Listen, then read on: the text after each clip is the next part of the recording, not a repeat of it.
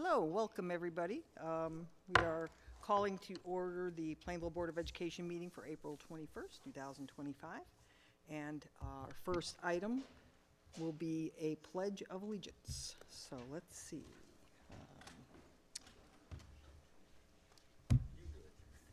Okay, I'll lead it. I don't know. I pledge allegiance to the flag of the United States of America and to the republic for which it stands, one nation, under God, indivisible, with liberty and justice for all. All right, thank you very much. And we actually can't sit for long because we have a CABE presentation first. So Mr. Reese and I shall go to the podium.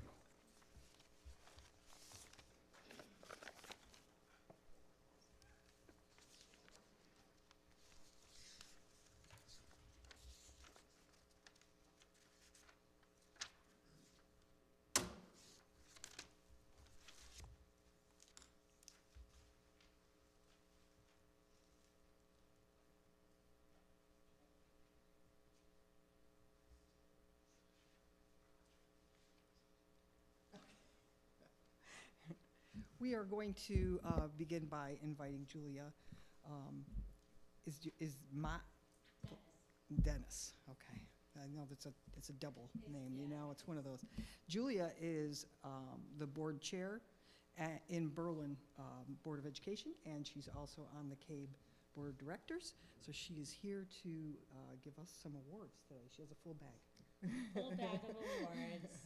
Yes, thank you. Thank you for the introduction. Good evening, Superintendent Reese and the members of the Plainville Board of Education.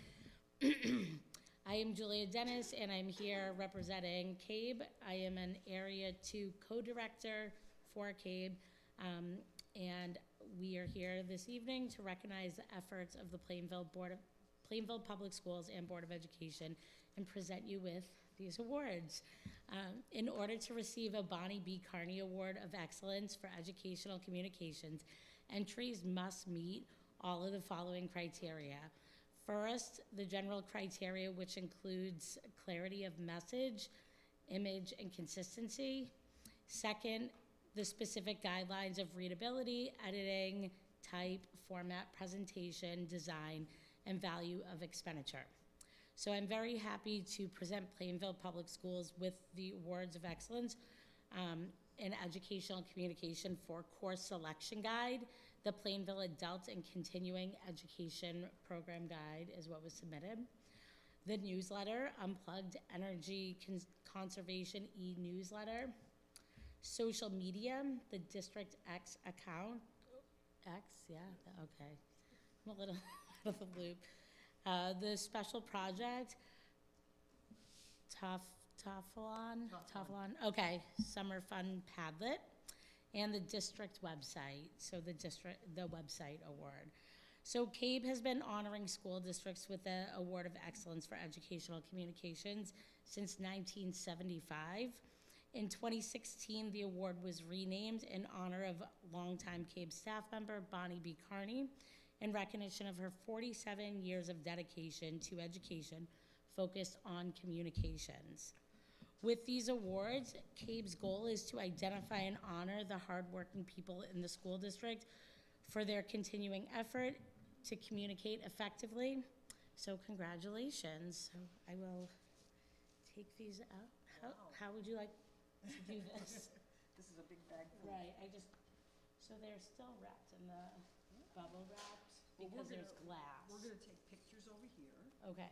And so maybe we can.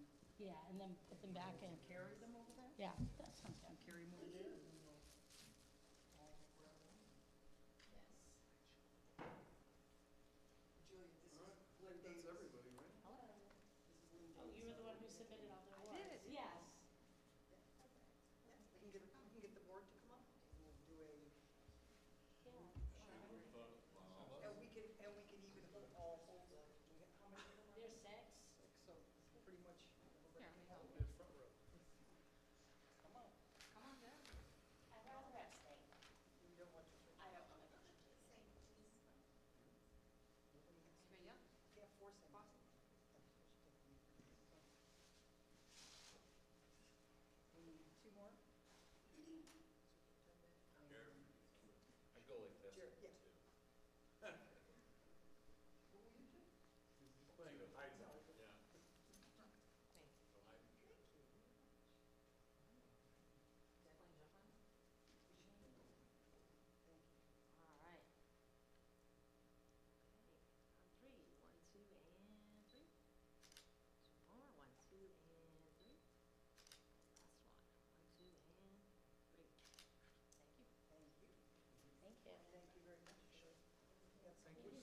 Thank you for having me. Do you want me to? Yeah, you want to give me the bag? Yeah, I'll give you the bag and then we can just leave these. I'll get it back. We can just place them right over here. Patrick, maybe if you would like me. Yeah, so thank you.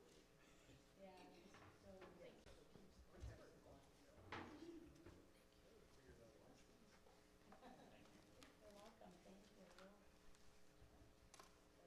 I will see you with my bag.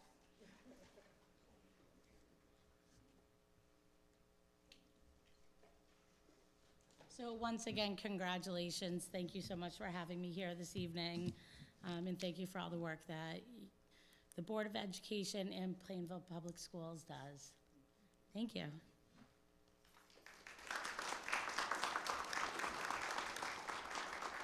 Just FYI, next week Julia's district is going to be receiving a big pile just like that, and I'm the one going over to give it to her. Now, we did not plan it this way. I just said to her, I have to go to Berlin next week. She goes, that's me. I'm, oh, jeez. So here we go. So we're going to move on to our Community Schools All-Star Award, and we would like to just introduce that and let everyone know that this is the All-Star Awards are a highlight of the great acts and achievements of individuals who serve Plainville Community Schools with excellence. And the All-Stars model the collaborative, communicative, mindful, and resilient characteristics of the portrait of a graduate. And the board knows that we are very fortunate to have many dedicated individuals at every level in the district, and this allows us to celebrate a few of those individuals throughout the year. So Mr. Reese is going to call up our recipient. So at this time, I would like to call up Miss Sue McGuff to join me here at the podium.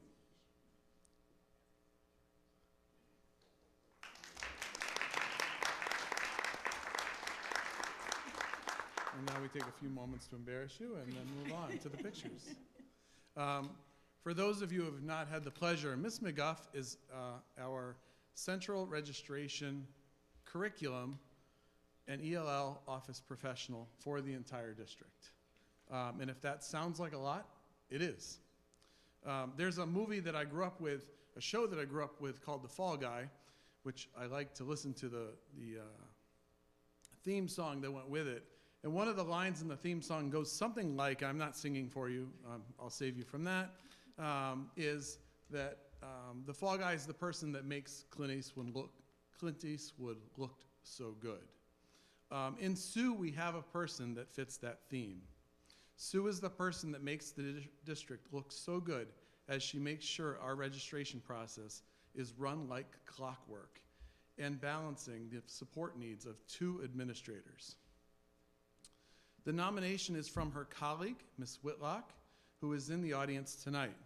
I think it says something like about a nomination when it is from a colleague right next door.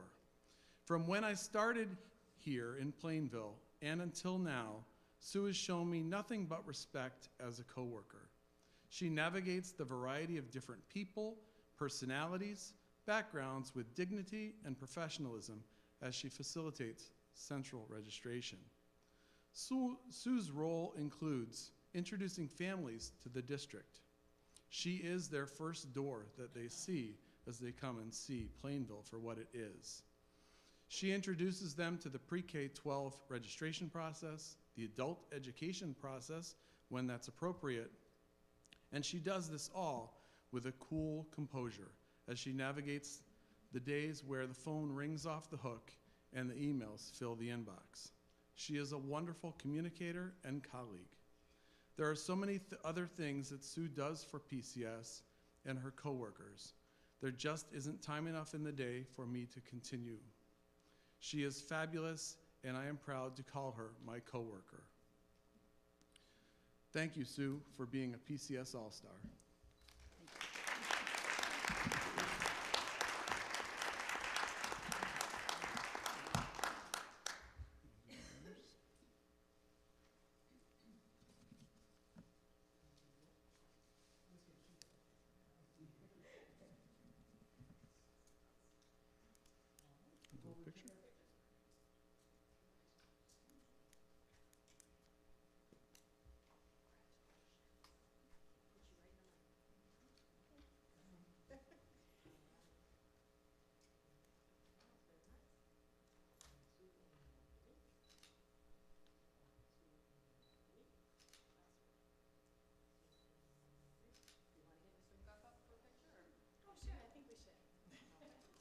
back there going, really?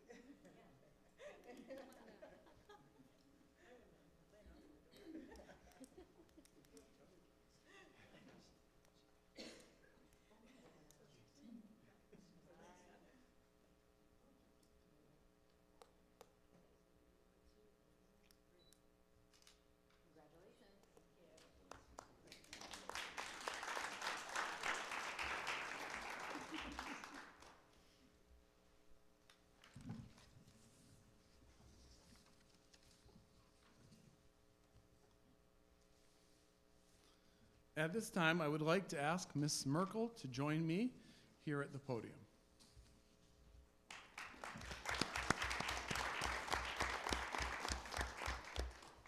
Thank you. Congratulations.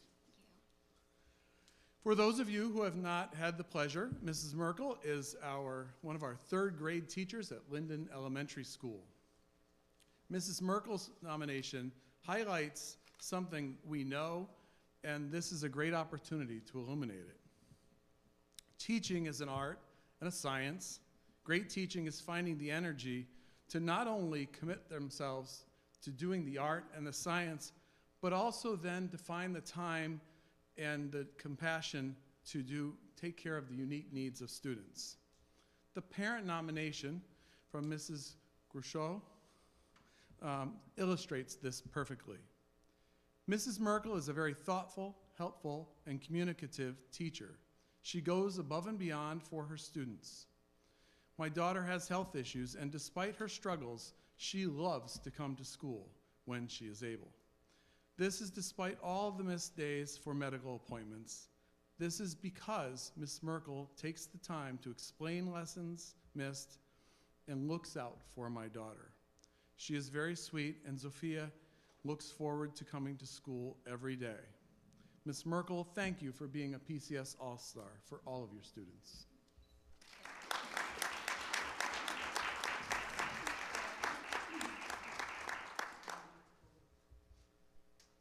Can you join us?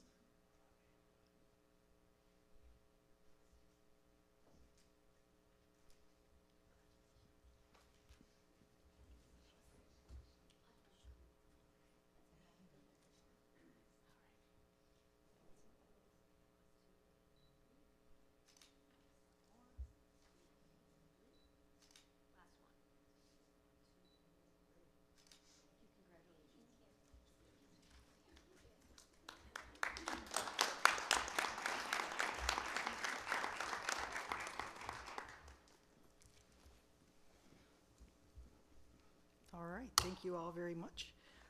That brings us to the approval of minutes, which I believe we only have one set. Someone would like Madam to make a Chairman, motion? I request that we approve the minutes of the March 10th, 2025 regular business meeting of the Plainville Board of Education as submitted. Second. Thank you. Motion and a second. Are there any corrections or questions? Seeing none, all in favor, please say aye. Aye. Any opposed? All right, that passes unanimously. This brings us to our student representative reports. Do we have, oh, no, we have both Julian and Paige. Awesome. Come on up. Good evening. Good evening. Good evening, board. Good evening, board. All right, so a little review from the past month or since the last meeting. Regarding some sports teams, the track team remains undefeated as both the girls and boys team won both of their meets, making them 0-2 for the season. Boys tennis will have a match sometime soon. And then the baseball team recently over spring break traveled to Florida for an annual tournament, and they played 2 scrimmage games and went to Universal, so they had a great experience for them. For some past events, Mr. BHS was a major success, and it raised over $3,000 for the Project Grad, which is an all-night grad party. Project Grad has to raise over $25,000 in order to have that party that really keeps the seniors safe and, you know, make sure that no bad things are going on, you know, graduation night. And Mr. BHS is the biggest fundraiser that they have out of the dozens that they have out every year. and it's one of their best works, and it's a great experience for people to watch, and it's also just great for the seniors. So glad that was a great success. Recently, there was a PHS Learning Adventure Day on April 8th, where students took a hike to the Blue Metacomet Trail and walked 9 miles. It was freezing cold that day. Paige did it. I don't even know how. And then recently, the criminology class took a trip to the Cheshire Correctional Institution to learn more about the correctional institution. I will say I was on that hike. It's probably one of the biggest learning curves I've ever had. So some upcoming events. The Townwide Art Show is Wednesday, April 30th through Tuesday, May 20th at the Plainville Public Library. All the art is set up there. It's nice to go look at. Opening night for the art show. Oh, sorry, that was repeated. Project Grad is holding a charcuterie board workshop night on Thursday, May 1st. You can find the link to register in Ms. McMillan's weekly update. And that's also another fundraiser that goes towards the all-night grad party. And then in order to provide kids in need for instruments, the Tri-M Music Honor Society will be collecting instruments and donations at the Spring Band and Choir Concert Thursday, May 15th, which will be a great opportunity for the students in the music program. And the PAC will be holding a bottle drive here at PHS on April 26th, this Saturday, from 9:30 to 12 p.m. You can stop by and drop off your bottles to help support their fundraising too. The shout-outs this month for the Career and Technical Education Department, they recognize Jaden Castro for Culinary Arts, Brady Wazorek for Business and Finance, and Max Brostek for Technology and Engineering. And then 2 weeks ago, Rebecca Rustico and Audrey Vandemark received an Outstanding Art Award at the CAS Award Banquet. I know that was held at the AquaTurf. That was a pretty nice award. I would now like to take this time to talk about how much the music program in Plainville has impacted me as a student. My parents valued having a well-rounded education. They started me at a performing arts school for preschool. I went there until 3rd grade, and I just realized it wasn't exactly what I wanted, but I knew I wanted to pursue, still have an education in music. At that school, I learned to play the violin, the guitar, and the piano, and I learned to read music. And so when we were looking for a new school for me to go to, having a good music program was important to us. And that's what led us to choosing Plainville Community Schools for me and my sister. We had one of the best music programs in the state at the time. And since then, I joined the choir in 5th grade. I decided to play the clarinet. I learned how to play the ukulele. I had amazing memories from the elementary music program. I joined the jazz band, and I don't think there's anything like that. And then I continued to play the clarinet into middle school, and I think a lot of us can relate to the difficulties in middle school through social and just emotional changes. And going to band was one of the only outlets I had during middle school. I was able to walk into the band room, and everything else that had gone on that day was just gone. I didn't have to sit in a desk or hold a pencil or use a computer. I was able to use my creative skills, and it was just a great break from all the other academics I had during the day. And so being able to find a space where I could separate my academic career from the other skills I had was the reason why I am the student I am today. I don't want to brag or anything, but I take some of the most difficult classes I'm able to take as a junior, and I have continued to play the clarinet in the band. And if I wasn't able to find a space where I could separate my academic life and my social life at school, I don't think I would be the student I am today. So I take AP Calculus as a junior, and I take AP Language and Composition, which are probably two of the most challenging things I have. And having the separation in my day today to go to band and forget about academics for that hour is what makes me able to focus when I get back into those challenging classes. And so to see these opportunities and these spaces taken away from students would make me extremely sad, because these are the places that have made me the student I am today. Thank you. Thank you.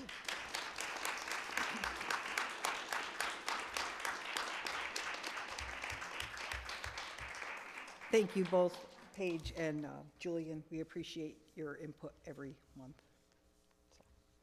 All right, that brings us to citizens' comments, and we are going to have anyone who would like to speak to the board come to the podium, give your name and address, 3 minutes to speak, and would anyone like to speak to the Board of Education? Mr. Peluso.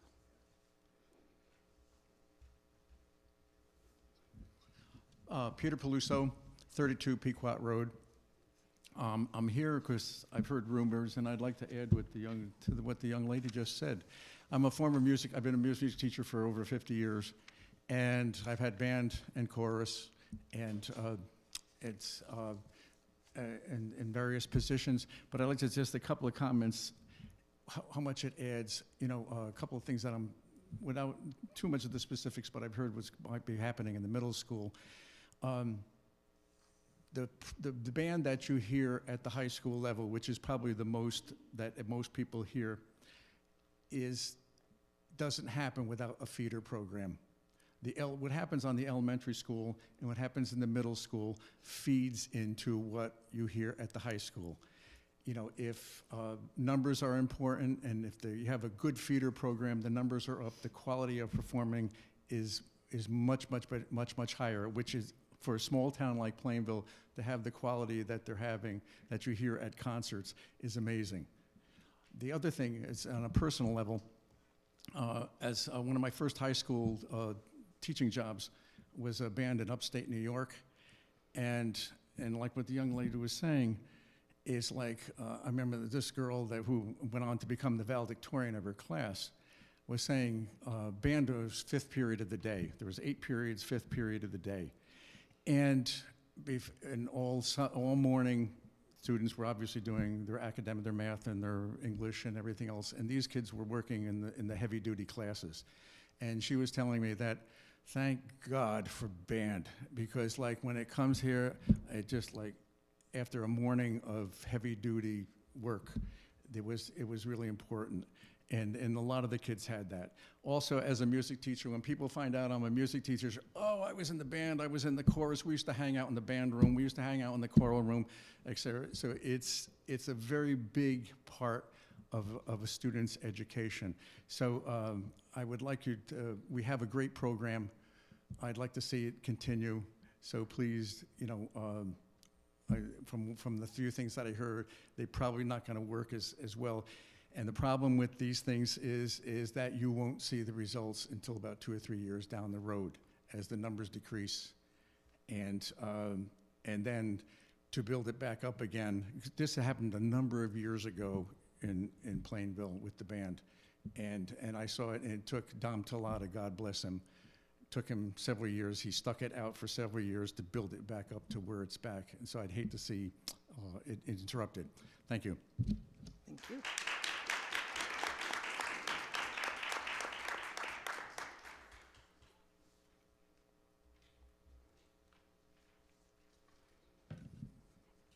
Hello, my name is Jennifer Chase, 48 Metacomet Road, and I'm actually speaking on the same topic, and I think everything that the high school students spoke about was amazing, and Mr. Peluso being a music teacher, having what he said was a lot of the things that I was going to say.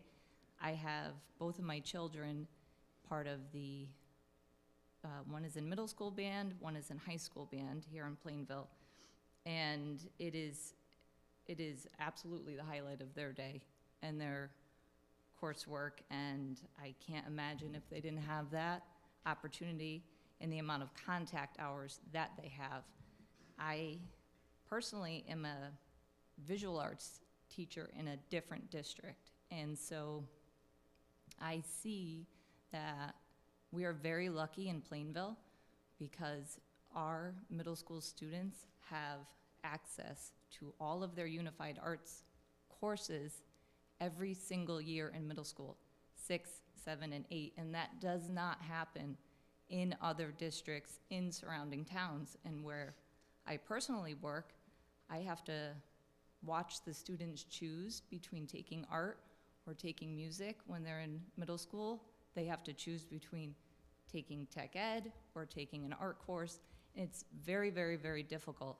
And it's awful because they're absolutely too young to make those choices.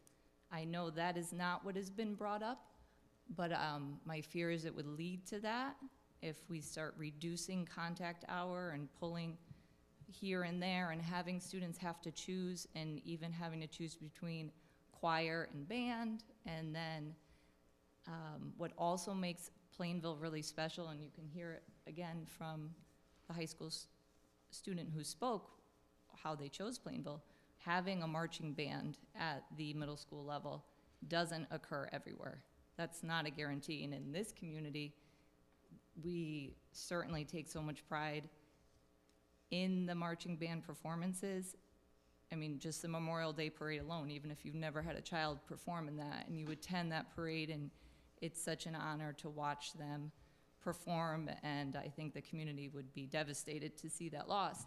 And you can't have those performances happen with reduced contact time. So my hope is that during this process, and I know Mrs. Roberts has told the parents that it's in the process right now, no decisions have been made, is what we were informed as parents. I just hope that the teachers are being consulted very specifically about how much contact time they need to then have the existing program that we have right now.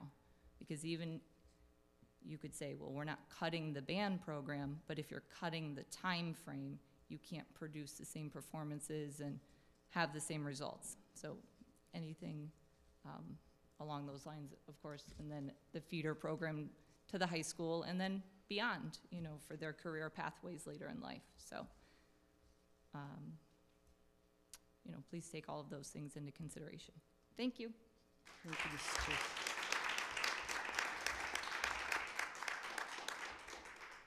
You guys are good. I don't even have to call for the next person.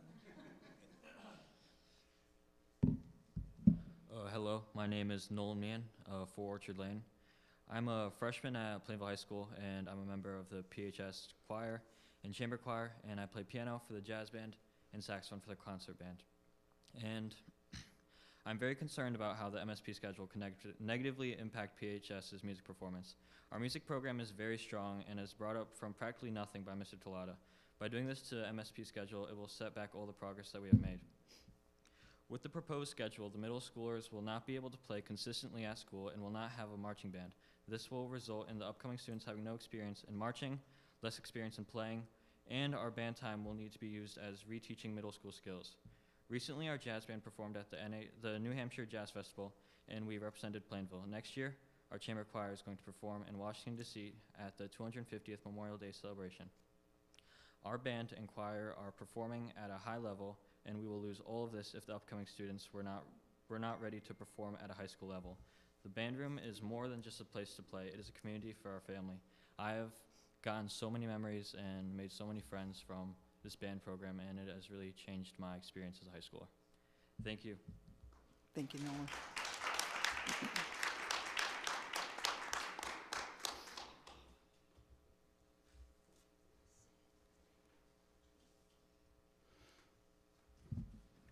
Hi. Good. Hi, I'm Nathaniel Cranston of 50 Ledge Road.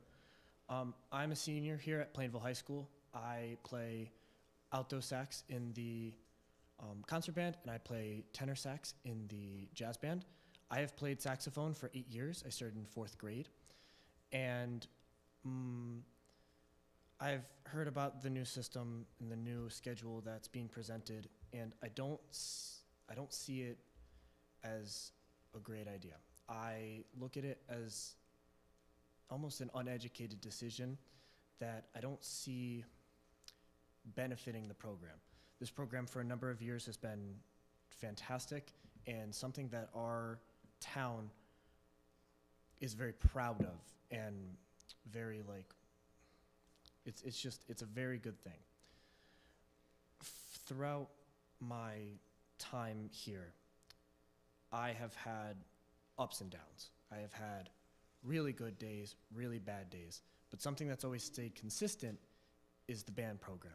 I always had a place to go and relax. I always had a place to go, like what my friends were saying, a place to truly just like be myself, let go of all the stress of school, and kind of like flourish in what music is. And taking time away from what the middle school does is prepares you for what high school is going to be. And taking that away, I don't think it really benefits the program, and it hurts it a lot. Something I want to touch on personally is when the marching band took the trip to Disney last year. That's something that, and I am not over exaggerating when I say this, really almost changed my life a little bit. I knew that after I performed at this stage that I want to perform at bigger and better places, and that it was just so important to me that this happened. And I asked Talata, which was our band teacher at the time, are we ready, or can we do this? And he told me that he wouldn't take us, he wouldn't do it if he didn't think we were ready. And when we got onto that, I'm envisioning it now, that like main drag that has like all like the Disney stuff like on it, and you march down in Magic Kingdom. When I was standing there, I really felt like we were ready. Mr. Bonsamina wants to do this too. He wants to have this vision, and he has this vision, and he has the ability to make us do it. But if this new system is in place, he won't be able to. You'll be taking that joy away from him. You'll be taking that joy away from all of the people who work so hard to do these things. So, as a senior, a lot of my things this year are lasts. And if this is something that I can do to help the people to come after me, this is something that I want to do. So I really don't believe this is a good idea. But that's all I have today. Thank you very much for your time. Thank you.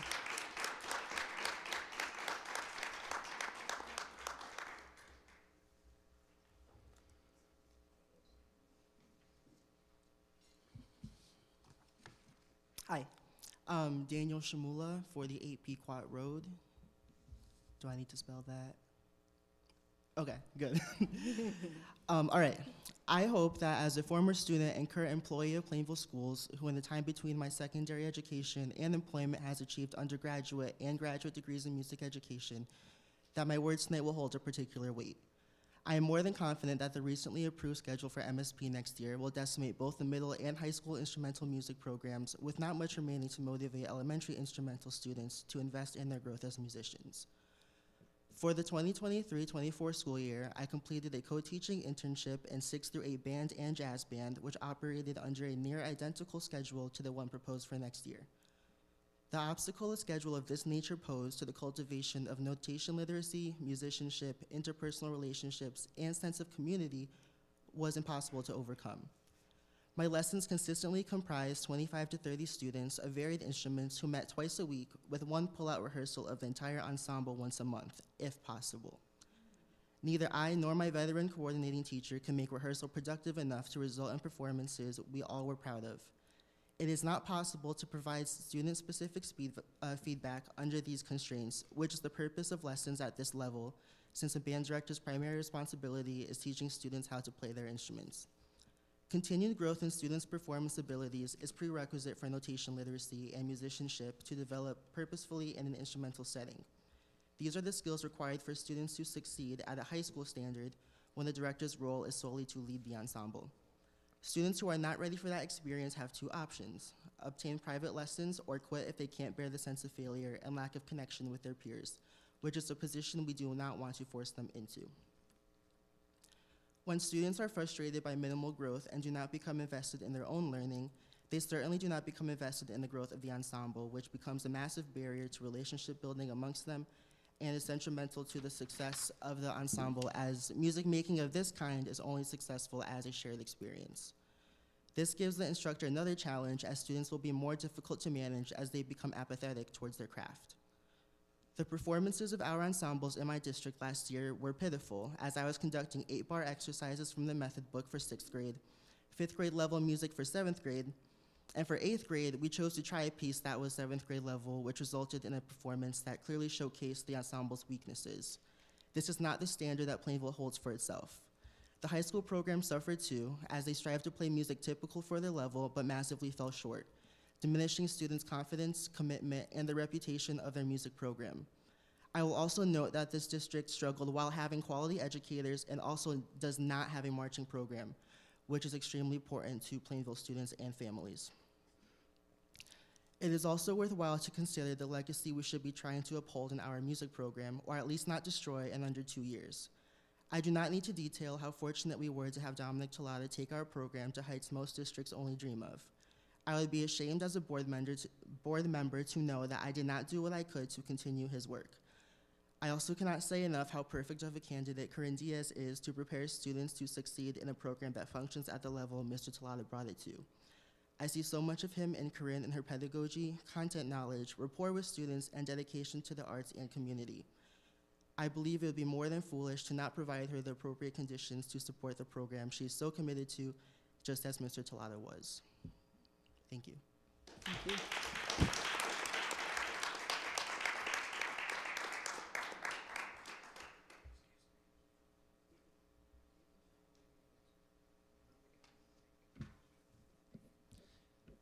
Hello again. I just wanted to come up because, if not known, I am part of the PHS concert band and the jazz band, and I've been doing music for about 7 years. You know, when I was younger, elementary, I didn't really have anything special about me, to be completely honest. I didn't do any sports. I didn't really do any clubs or activities. I just went home and I just played games when I was in elementary school. And that's just how life was for me. But when I got up to middle school, the band program became bigger. There was more to do. Miss Senator at the time was a great band teacher who really created an amazing opportunity. And that's where I found my love for music. And the opportunity at the middle school for band is amazing because learning in the middle school allowed me to come to the high school so prepared and able to become a great player. And without exaggeration, I believe that music made me. I didn't have anything. I didn't know who I was without music beforehand. And you could say, oh, well, if we take some time away from the music program and, you know, use it for more academics, then academics will be better and students will be better for academics. I just don't believe that's true. I'm in the music program. I've always been in the music program, and I'm at the top of my class compared to a lot of other kids who don't do music programs, and they're seen not taking higher level classes, scoring lower on the SATs. So believing that having more academic time over music time will make a student better is not true. And Zoe Weimer last year did a study correlating band students with their SAT scores. And although there are a few flaws with that study, it showed how students who were in band performed much better in school. And for a baseline test, the SAT. The music program is phenomenal. I've never been able to do this many opportunities. Going to New Hampshire on a weekend to play some music and check out hundreds of other bands, I would have never thought of that. My mom always says when I do these opportunities, I never did that in high school. And she had a 4,000 people school where she grew up. So I just believe that we should really consider taking away time from these students who are going to uphold this legacy at the PHS, who are going to learn how to be creative, who are going to learn and garner these new opportunities that they really can't get anywhere else in the school. So I just think that we should, really consider taking away time, and thank you for your time. Have a great night. Hey, Julian. Thank you, George. Anyone else wishing to speak?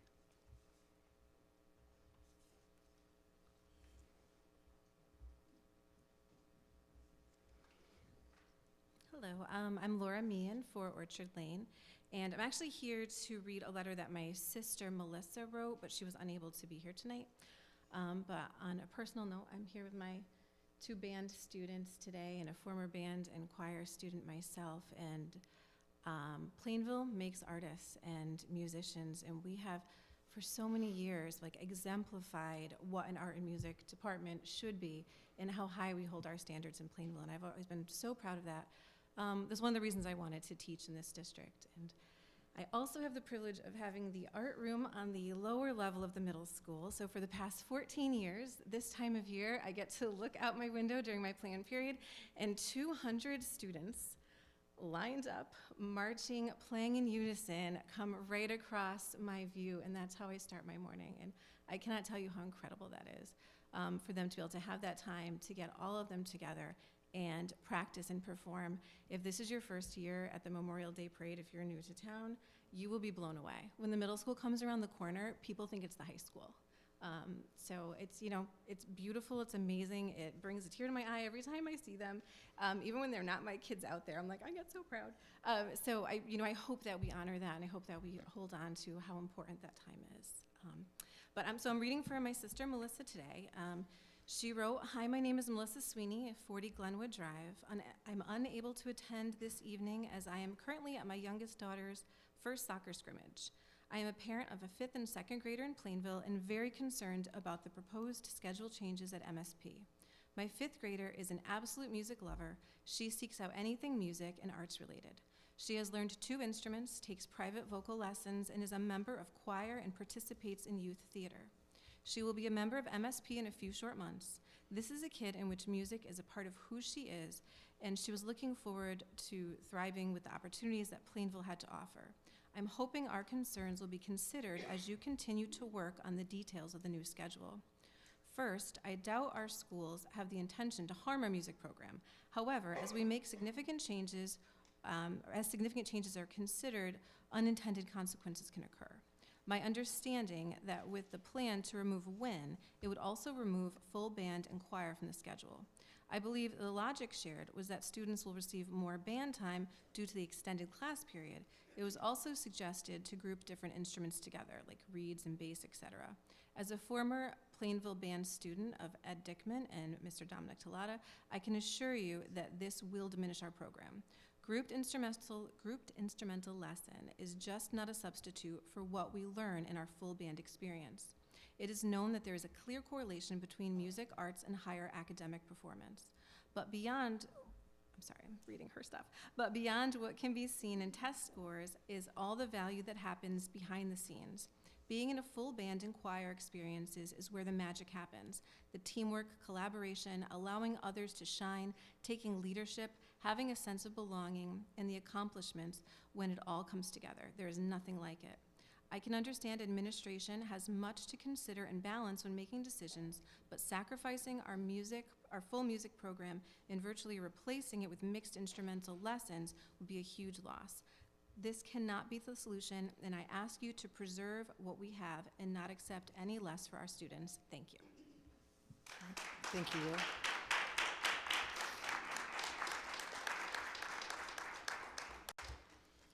Anyone else wishing to speak?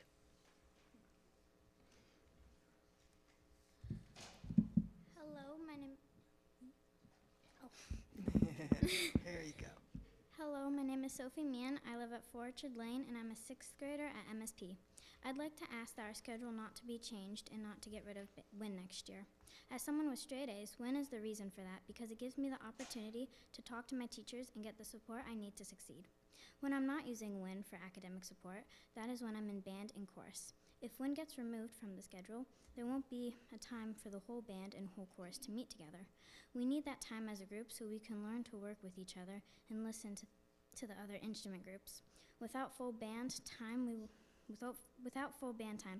won't be able to practice marching for the parade.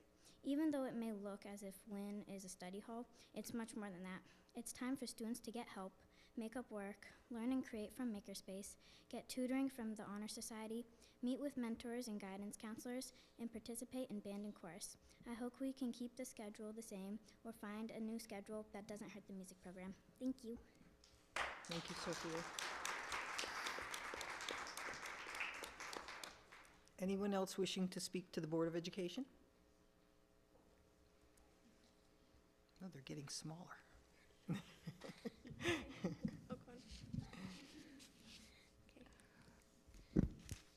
Okay.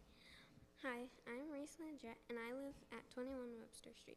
I'm currently in 6th grade, and in the 6th grade band. I play the flute, and I really use this band time as a getaway from all my classes, and it helps me focus. Every year on Memorial Day, the PHS and MSP band perform in the parade. A lot of the citizens of Plainville look forward to this event.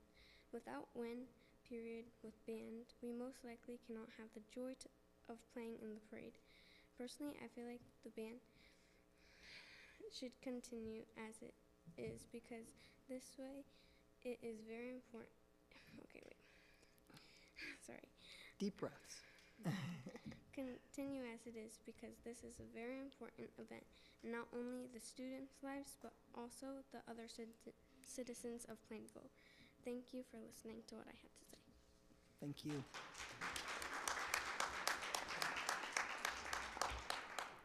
Anyone else wishing? Okay, good.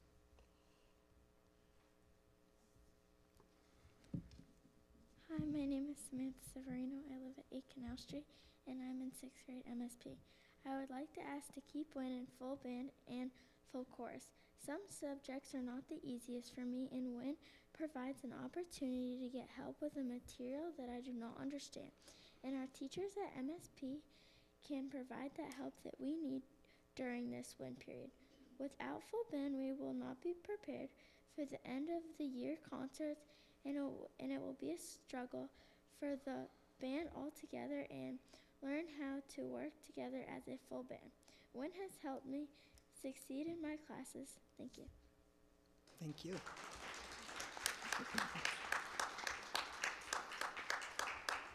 Anyone else wishing to speak to the board?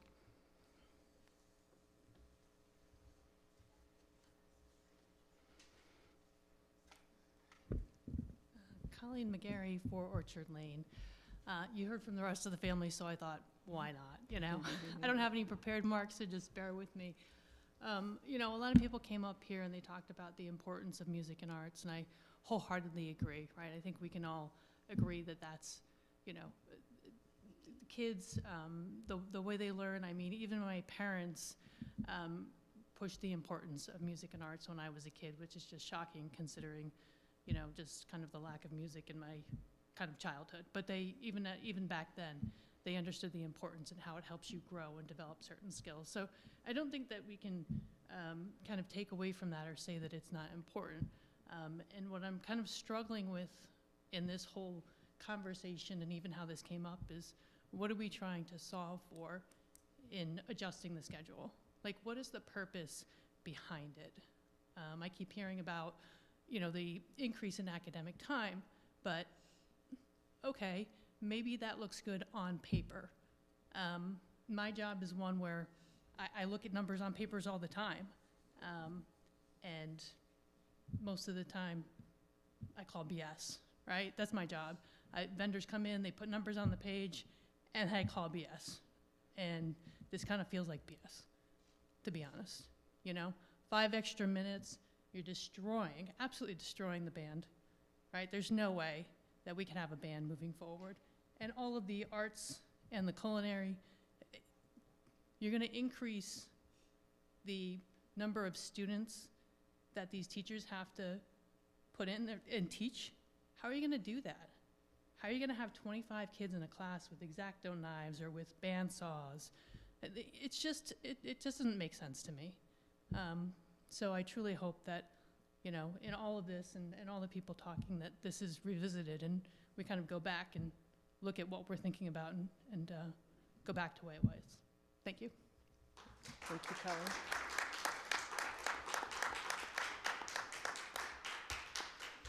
Anybody else wishing to speak to the Board of Education?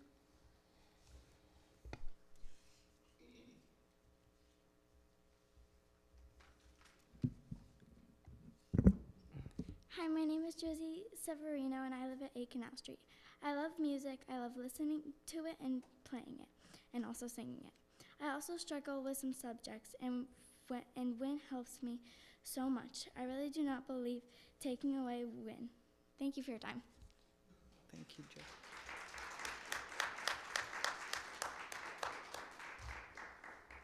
Anyone else wishing to speak to the Board of Education?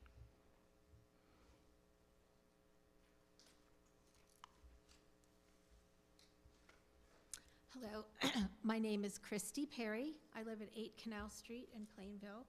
I do not have anything prepared today because it was my children who brought me here this evening.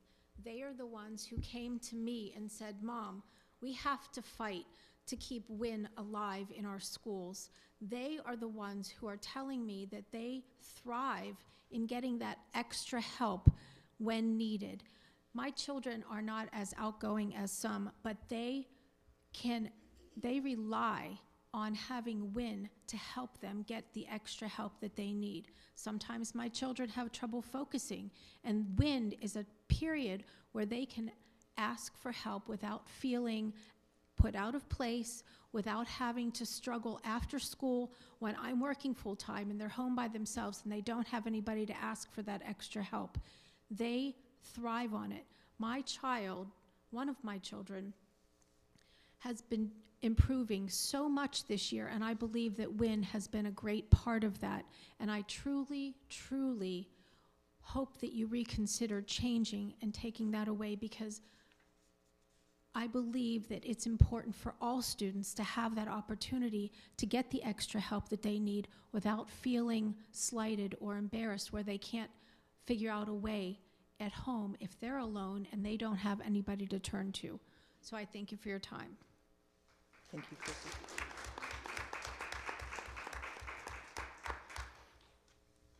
Anyone else?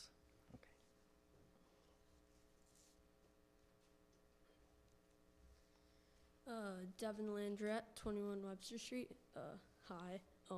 Wasn't planning to speak today, but thought I would. So I am an 8th grader at MSP. I do chorus and band, so like I really enjoy the music program at the middle school. And I think WIN is a really big contributor to the success of the music program, because I just couldn't imagine like the band or the chorus like working without it. Like in band, like you need to hear the other parts. Like I'm not joking. You need to hear the other parts. Like trust me. If you don't hear the other parts, you're screwed. Like, and then chorus, oh my gosh, if you don't hear the other parts, you're up there at the concert hearing them for the first time, you're like, na, na, na, and then they're like, na, na, and you're like, what the heck? Who the heck? What? What are you doing here? Well, I thought you were singing the same thing. Like, what the heck? And then like, if you don't hear the other parts, you're screwed. And then for the people who don't have those, like still, like, you can go to any teacher you want you need help with. We're really late with your homework yesterday, had family stuff, soccer, sports, I don't know. What are you doing at home? I don't know. But like, go catch up on your homework, go see a teacher you need. And I'm being completely honest. As a student going through middle school for 3 years now, 5 to 4 minutes of extra class is not gonna do a thing. Like, it's not gonna do a thing for you. Like, I don't know. Like, test days, most kids are already done before. You're just sitting there. Another 5 minutes, you're sitting bored. You're writing an essay. You're probably gonna, if you're done already, you're just gonna find 2 words you messed up in 5 minutes. Like, I don't know what you're gonna do with 5 minutes, but like, no clue. Thanks.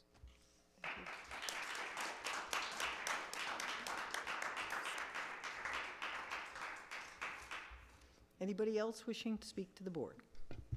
Madam Chair, Yes, ma'am. may I make a public comment as a Yeah. member of the public? Yeah. Thanks.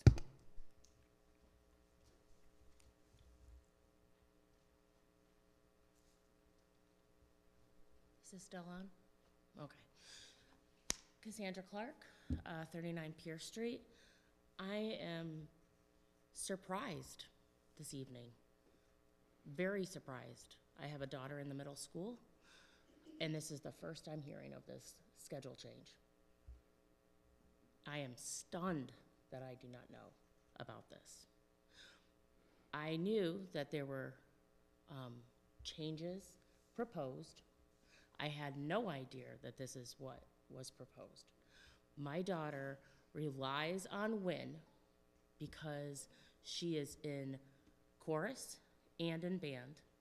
On top of that, my daughter Skylar is in sports. She actively participates in sports.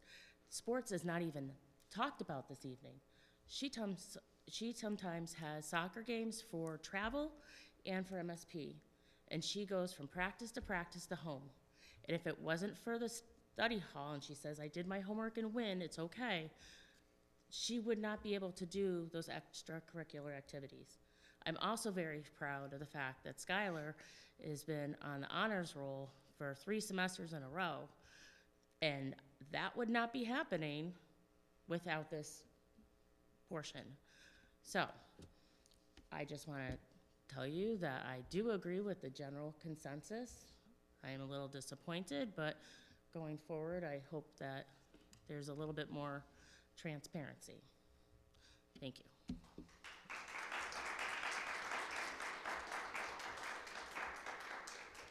Anybody else wishing to speak to the board?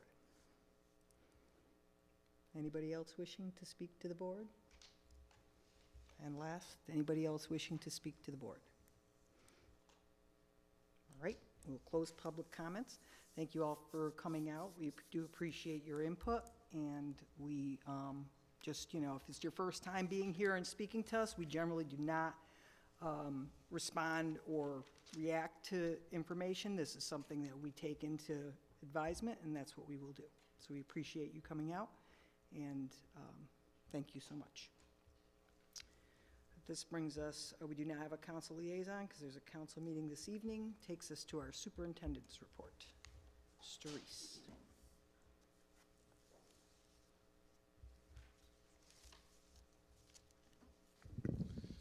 So we are going to start our presentation of the superintendent's report with an update from Kessel Booz Associates. We have our team here with us to present and share with you kind of our updated schematic design. And just to give you kind of a quick process, this is a design so far, and the design typically kind of, for lack of a better term, morphs over the time, depending on how estimates come in and what exactly, how things work out.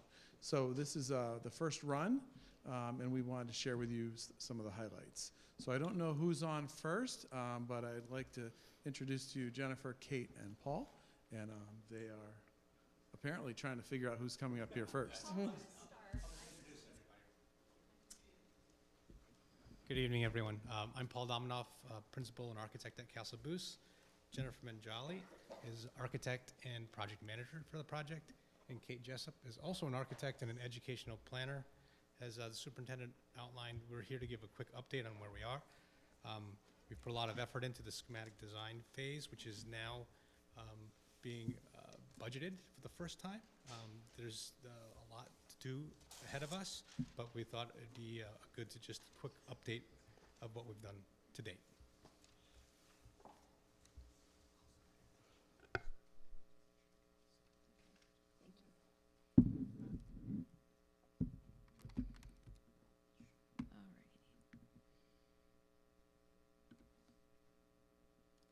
Okay. Good evening. Now I'm so short I can't see over my laptop. Okay, so we're going to run through the site plan improvements and the floor plan to show you where we're at with the design. Currently, we're in the schematic design phase, which is the earliest design phase, and we meet with various staff and review the educational goals and hear about the important things that advise us in the design. And through this process, we're in the beginning, we have different checkpoints to get estimates. And after our schematic design, our proposed site plan and floor plans, those get estimated, and we have a check-in early on to see where we're at. Are we within budget? How are things looking? Do we need to make any big decisions, concessions? And those checkpoints happen throughout the design phase, which will conclude toward the end of the year, beginning of next year. And that didn't, sorry. I don't want to do it that way. Yeah, you'd think, but no. I don't know why it's not doing that. Okay, now I can do that. Okay, there's some background information. The building, you know, we're not proposing any major additions to the building, but we do have some site work that we'd like to go over. Our landscape architect did review site circulation. That's one of the big things that I wanted to share with you tonight. And we wanted to see if there were any improvements that could be made to the site plan, to circulation in particular. Right now, it's one-way traffic. People come in from the left side of your screen and exit toward the right side of the screen. Buses come in yellow, the yellow line, and they head down. The larger full-size buses head down to the back of the school, do a bus loop, but then they have to come back in and get back into traffic with parents, other cars that are going in that one-way flow across the front of the building, and everyone then continues and exits out on Northwest Drive. So there ends up being some congestion in the front of the building, with buses trying to get back in, with parents in purple, let's say, coming in and dropping off at a couple of different points. And we think there can be some improvements to help separate buses and traffic. So this is our proposed circulation improvement, creating two ways at both of those entrance points, drives that connect to Northwest. So two-way traffic at both the left and the right drives. Buses can come in on the left. They can come down to the back, do the loop, and go back out the way they came in, never having to cross traffic with parents, other vehicles. Other cars, should they come in there in red, they can come in that same way and go to a parking lot. They can go park. Parents would come in the right side, and they would be able to have a drop-off loop in purple that never touches buses and keeps them completely separated. And there's queuing space for them, and we maintain various parking areas for staff, visitors, and so on. That's the main thing with the circulation. It's a little bit, what might be a little bit clearer on this image is that there is a separation, a walkway between a little loop in front of the school, right in front of the main entrance, and where parents would drop off. So that is emergency vehicles could travel over it, but generally that's a somewhat raised walkway that people can come from the parking lots and enter the building without crossing traffic. No one coming in from the left would really cross over that way, and no one coming in from the right would cross over that divide either. Other site plan improvements that we are proposing, we know that there are some issues at the fields with drainage in particular, so we are looking at what we can do to improve the drainage at the athletic fields. There are wet areas out there. We're also increasing accessibility to the athletic fields that doesn't exist quite properly now. Part of the project is doing some repaving. We're going to try to leave the base as best as we can, but as long as it's sufficient for the traffic. And really we're maintaining much of the same paved area, which is a benefit, at least for budget reasons. The floor plan, I'll let Kate get into that. Go ahead. Do I have to use the microphone? Can I take it off? Can I walk around? I'm sorry, I just can't sit still. It's not in my nature. So, as Jennifer mentioned, we started this process with the ed spec that you all have, I'm sure, approved, reviewed, looked at, and what we then had to do is sort of try to understand how those spaces work together.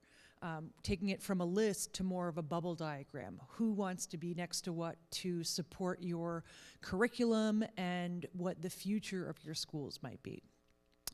A few big takeaways that came out of that were creating grade level small learning communities. And really that means that each grouping and cluster of classrooms would have sort of an area where students can collaborate, where they can come together, and that it would be best suited by grade level. Another thing that came out was really the commitment to STEAM and how we can improve the opportunities through adjacencies to really physically create that STEAM environment rather than just as a curriculum opportunity. And what that meant was rather than having the spaces for STEAM, creating STEAM as sort of an overall overarching concept to the plan so that it is sort of everywhere in the building, not just a number of spaces that that curriculum occurs in. And so that is really the synthesis of the plan.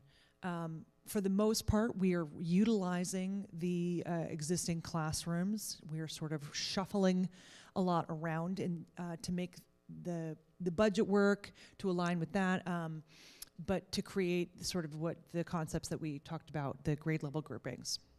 So just to walk you through, you can see right up at the front here, we're creating a very tiny little addition, and that basically is actually the overhead of the roof is actually in line with that already, and there's sort of a small vestibule at the front currently, and what we're suggesting is to sort of bring it straight across.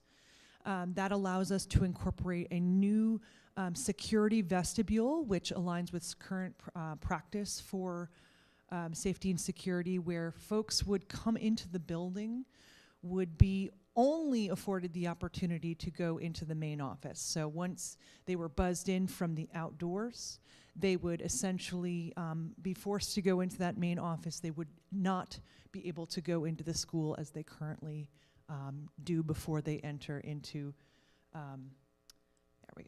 into the school. So you can see here this door allows the visitor to come directly into the admin, so if a parent is dropping off a lunch, they can leave it right in there.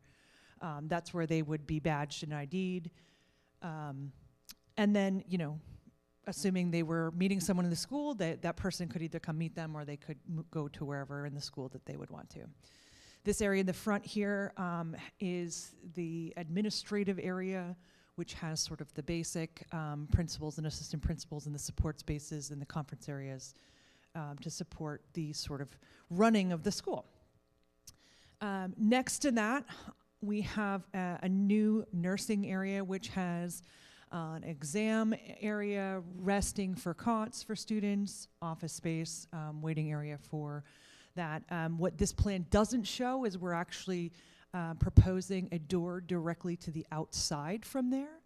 And what that allows is that should there be an emotional emergency or a physical emergency, students don't have to face the rest of the school and move through.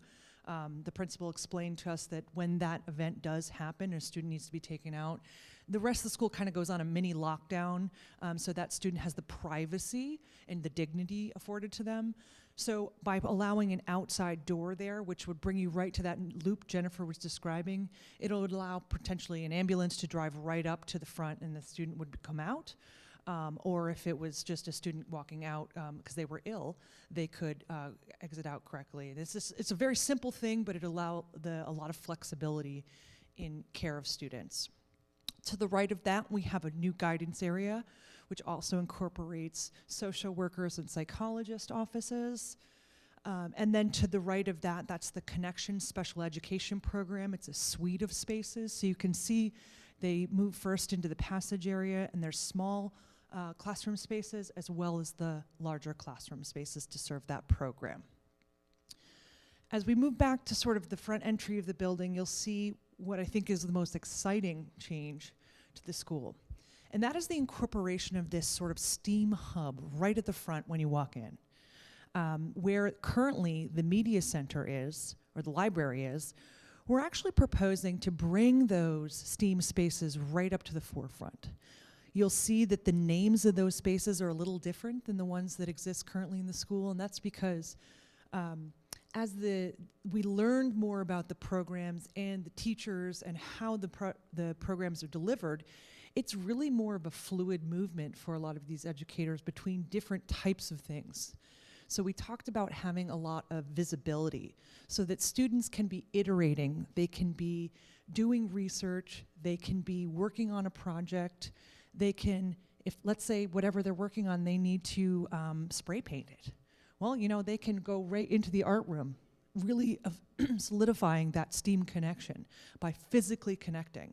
So here we have our art spaces, our 3D and our 2D art, our media area, which is where the students film their morning news, and by incorporating glazing glass in this area, we're really putting it all on display, which will allow not only the programs themselves to be visible to the other students, but it'll help celebrate the ideas that are happening within those, which tend to be the most exciting spaces in the school.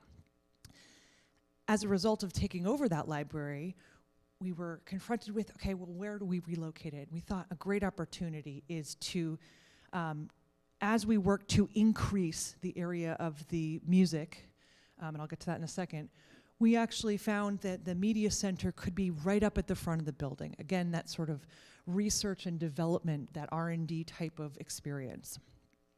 And what that allows is that all of that to happen right around. So as parents are coming in, you're able to utilize it as an area just like this, where you have group meetings. That'll be sort of right on front and on display for the media center there. We heard a lot about music today. In the music area, we are utilizing the existing space, but we're actually taking a large portion, this whole swath here, of the existing auditorium, and we're dedicating that to specialty music spaces.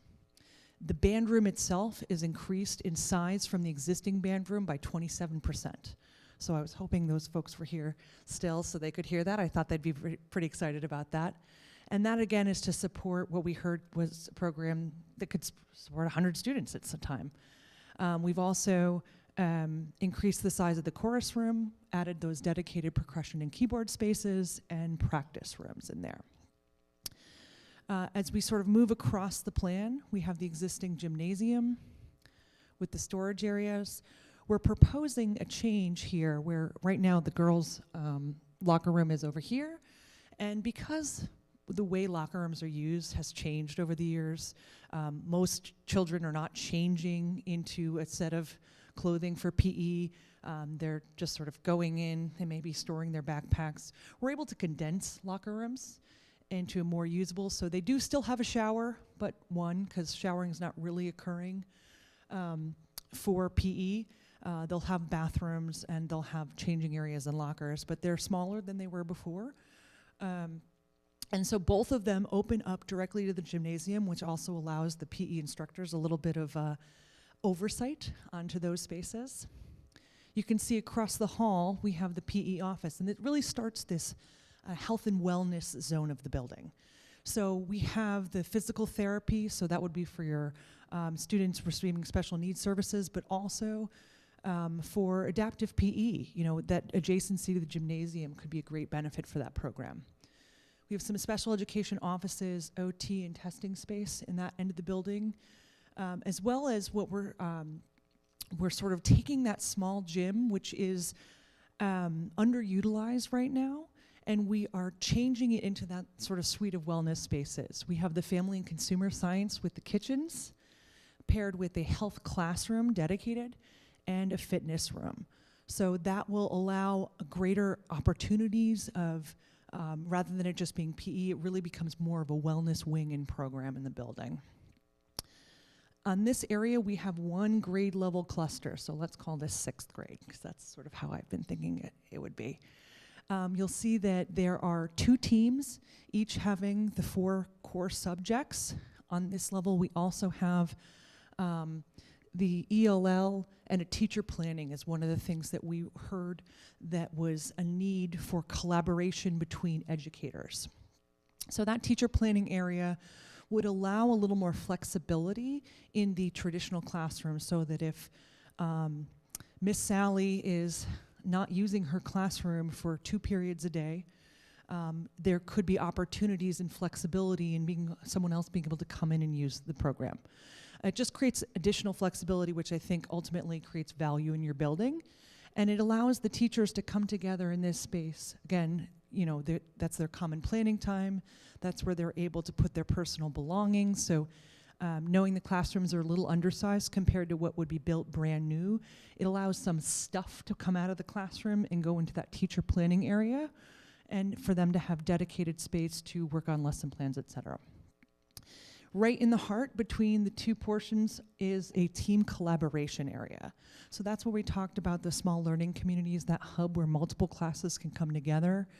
Areas where we'd have multiple teaching walls where students can work in small groups. You could have a teacher out there working with a couple of kids. You could have kids working with other kids. The great benefit of the teacher planning area next door with glass between the 2 is there's always that passive surveillance that will occur. And, you know, it brings that whole grade level area together. Each grade level area has resource, reading. On this particular one, we have the speech and language pathologist located there as well. And we are updating the science classrooms. You'll see one of them laid out right here, similar to the current configuration, but with a little more flexible furnishings. In the middle, we have that STEAM hub that I described before, with the connection to the art, so that right now students are traversing up and down that stairs all the time so that they can get down to the STEAM area. Here, students will be coming from either side and from downstairs, so it'll actually alleviate some of the congestion on the stairs, knowing that there's students coming from multiple areas of the building. So as we go down, we're proposing a change to the organization of the stair, but creating a learning opportunity there as well. Right now, you go down 2 areas and they sort of combine in the middle. It's a modest reconfiguration to create a learning space. So a lot of you have maybe heard of them as Google stairs, the gathering space, similar to these. That would be a place where students can come together, where you could have maybe the 8th grade, which is on the right down here. They could come out for small presentations, amphitheater-style seating. So that's a change here.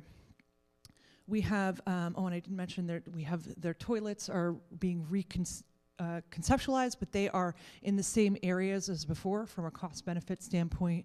It allows us to reconfigure those a little bit more, but put in those much-needed data closets and all the modern amenities that we need for technology and storage and custodial services, as well as creating greater visibility and opening of those corners, which can be a little scary when you're in there when the kids are moving between classes. So as we go back downstairs, you can see we're sort of leaving that main connection of where the buses are going to come in together. We are reconceiving the student commons. There right now is a big wall right here, so that when you're in the cafeteria, you can't see the beautiful courtyards that could be outside. And so we're proposing removing that wall, which allows us to expand the size of basically the cafeteria, as well as providing an option which would include outdoor dining out there. Not for everyone, but for perhaps a few folks who deserved a gold star, maybe those kids over there.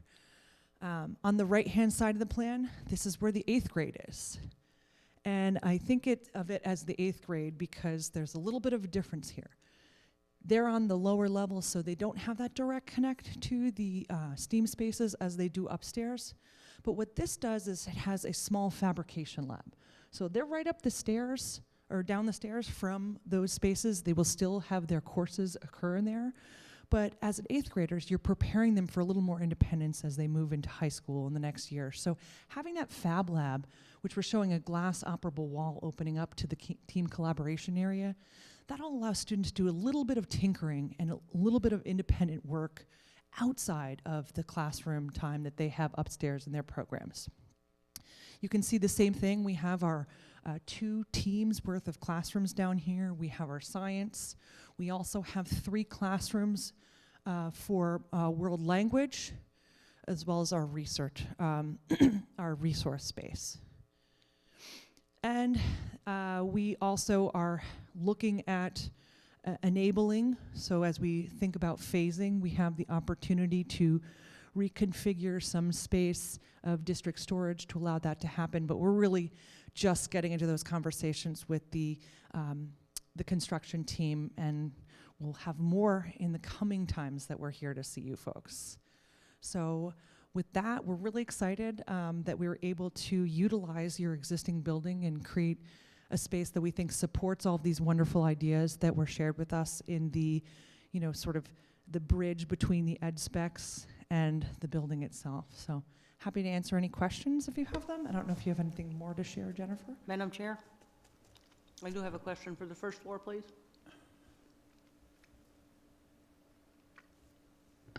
You're putting the media center, which from what I understand is like this, similar to this. This tends to be more of a quiet type atmosphere for obvious reasons. Why are you proposing putting it next to the band room and the chorus room and the instrument room? How is that going to benefit the media center if the media center is supposed to be quiet, more, low in terms of tone, but you got all the loud noises coming in from that? Great question. So as architects, this is one of our fun challenges in how we design wall systems. So as you can see, if Jennifer can zoom in before it gets too blurry, there's actually 2 walls that are interconnected. And we work with a team of acoustical engineers to make sure that the sound transmission coefficient, I could bore you for hours on this, that it's high enough that it will not have the sound traveling through. So that's sort of the technical answer. The other answer is that although libraries do need to be quiet, I don't think they have to be as quiet as they sort of historically have been. So we are creating these pockets where we may have different zones. And again, this is just schematic design, so we really have to go in and start to meet with the educators and the librarian and the media folks and figure out what works best for them. However, I think when we start to break down the space and how we treat it acoustically and creating those quiet parts and those not loud parts, but a little more collaborative areas, we'll be able to balance those so that a student who needs quiet is able to find it, and a student who's looking for perhaps a respite to study or work with friends, and perhaps even into the evenings, work on homework in a group, that all of those can be achieved in one space. If I may, will we have access to these screens so we can look at them at our leisure a little bit? But also, there are 2 areas at the middle school right now. They're kind of those triangle, if you could squeeze that, those triangle areas that are really like garden space. Mm-hmm. There are trees in there. And for the last 30 years, they have never really been used. And I think there could be a way that we could utilize those in some way, getting better access. You do have one where you do have a doorway going out there. Hopefully that could be, there's some way that could be duplicated on both sides so that one might want to be just designated to the 8th grade and in 6th and 7th might have the other or something else like that. But those are 2 things that come to my mind right away. One, I would love the opportunity to, at leisure, to look at these again. I think it would be really good for all of us to do that. But I've always been bothered by the fact that that space is beautiful, but it is totally inaccessible and not used. Well, You are right on. This was going to be the next thing that we talk about, so maybe you're just in my brain a little bit. We're in trouble. Yeah. If you want to, do we want to ask are there any other questions on the floor plan, and then we'll go into the courtyards, because we agree with you completely. Yes, I just wanted to take a look and see the nurse's office again, to see like what exactly that entailed. I'm glad that it's getting renovated. So this is actually bigger, significantly bigger than your current one. Is there a bathroom in there? Yes. So I'll premise this by saying we use the ed spec, we used our experience in sort of understanding how the flow and the different types of things that need to be in there, but we are have 3 days of meetings with different staff at the schools, different educators, and that's one where we really will work with you folks to understand exactly how it functions. You know, Yeah, it was really wonky before. I mean, it's wonky right now. So right now, if you would come in, there's sort of a Right. waiting area which would have glass from the office, so that if the nurse is working in the office, he or she could see someone coming in or waiting. Now it comes in on the other side, and it's like the other way. Yeah. That's why we're here. This is better. Yeah, and so there would actually also be glass on this side, so that same nurse could make sure that no shenanigans were happening as students were resting in the cots. Here in storage, one of the things we'll have to understand is what is being stored in there. Is it wheelchairs and backboards? Is it medications? Where are we putting the refrigerator? So we have this countertop in the back, which may be able to provide some lockable storage for medication, for students to come in who maybe need insulin and that sort of thing. There is a toilet here, fully accessible, which would be for students. And then there's an exam room, which could be used for any type of exams. If you have students doing eye tests, or again, we don't know exactly what your district does, but often we hear that every once in a while students will come in for dental exams or for eye exams, and that would be that space where you touch down and have a little more privacy. You're welcome. I had a question. I'm not super familiar with the middle school. My question was, are the sizes currently of the classrooms the same right now? Do you know offhand how big they are, and how big are they getting? Are they staying the same, getting bigger, are they smaller? And also the quantity of rooms, how's that changing? Thank So you. they are basically staying the same size. Part of that is so that we can look at the other spaces and create, you know, for example, like with the music, we're increasing those square footages in those spaces. So the classrooms are, they're about 650 square feet. And one of the benefits of like the teacher planning centers and the collaborative area is some of the stuff that is in the classrooms can be pulled out and can be utilized in other areas of the building. So you might not need that really big, massive teacher desk in the classroom that takes up a lot of space. Maybe it's more of a podium, and then the desk for the teacher might be in that teacher planning area, so that you're actually giving more space back in your existing classrooms. We did ask the question, and it was that most folks are comfortable with the size classrooms they have. We will be, you can see that these white areas here represent casework, so storage in the classrooms built in. We're sort of gonna make sure it's efficient, but less square footage than is in the current school, so that we're giving more floor space back to the kids. And then obviously, we'll look at the furniture. Most modern furniture is more agile and it's smaller. So not those big instruments of torture that we had where the chair was attached to the desk itself, but rather really movable furnishings tend to take up less space. I have a question, please. Are there lockers? Yes. And how do they differ from the ones that we have in the middle school now that are not being utilized? Well, the ones you have are like about an inch wide and really tall, so they can store about 2 books in it. We're suggesting, I believe, 15-inch wide, 12-inch deep, 2-tier lockers. As you can see, we're also proposing some areas where we're adding windows. I know it's hard to tell, but we'll have these available to you. And at the areas where we have windows, there'll only be lockers underneath. Same as in the 8th grade wing. And that collaborative area in the middle, we have some lockers underneath of that right here.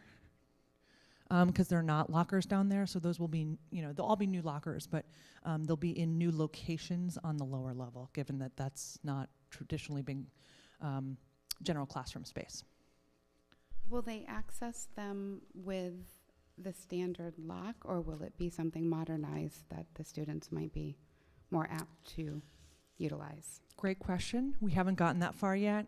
Some districts still like the code. Some prefer students to bring their own lock and just attach it. Some don't do locks at all.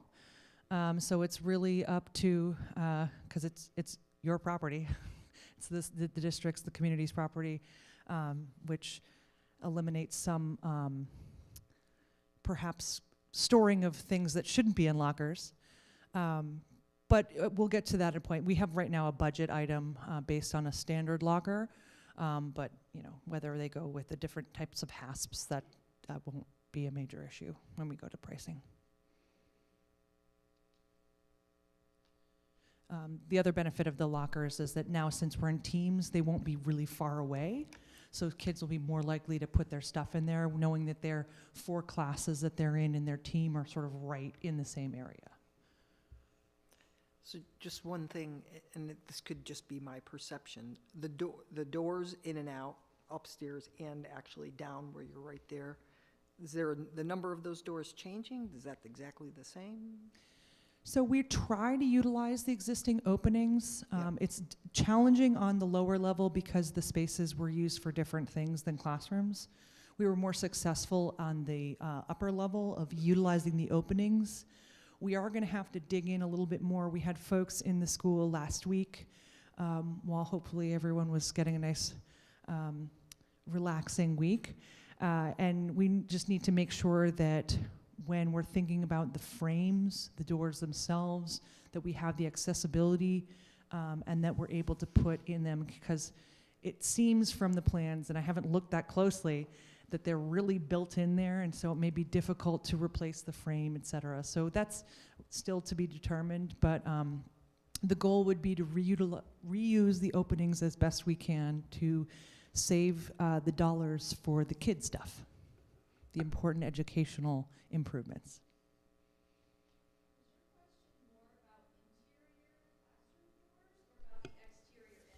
Exterior. So the exterior entrances need to be, sorry, thank you. They need to be sized to meet building codes so that we make sure that the number of anticipated students, visitors, and everything, that the number of people in the building can get out in the proper length of travel and size. So there are some cases where we are increasing from what might be currently a pair of 3-foot door leafs to 3.5 feet door leafs in order to accommodate that load.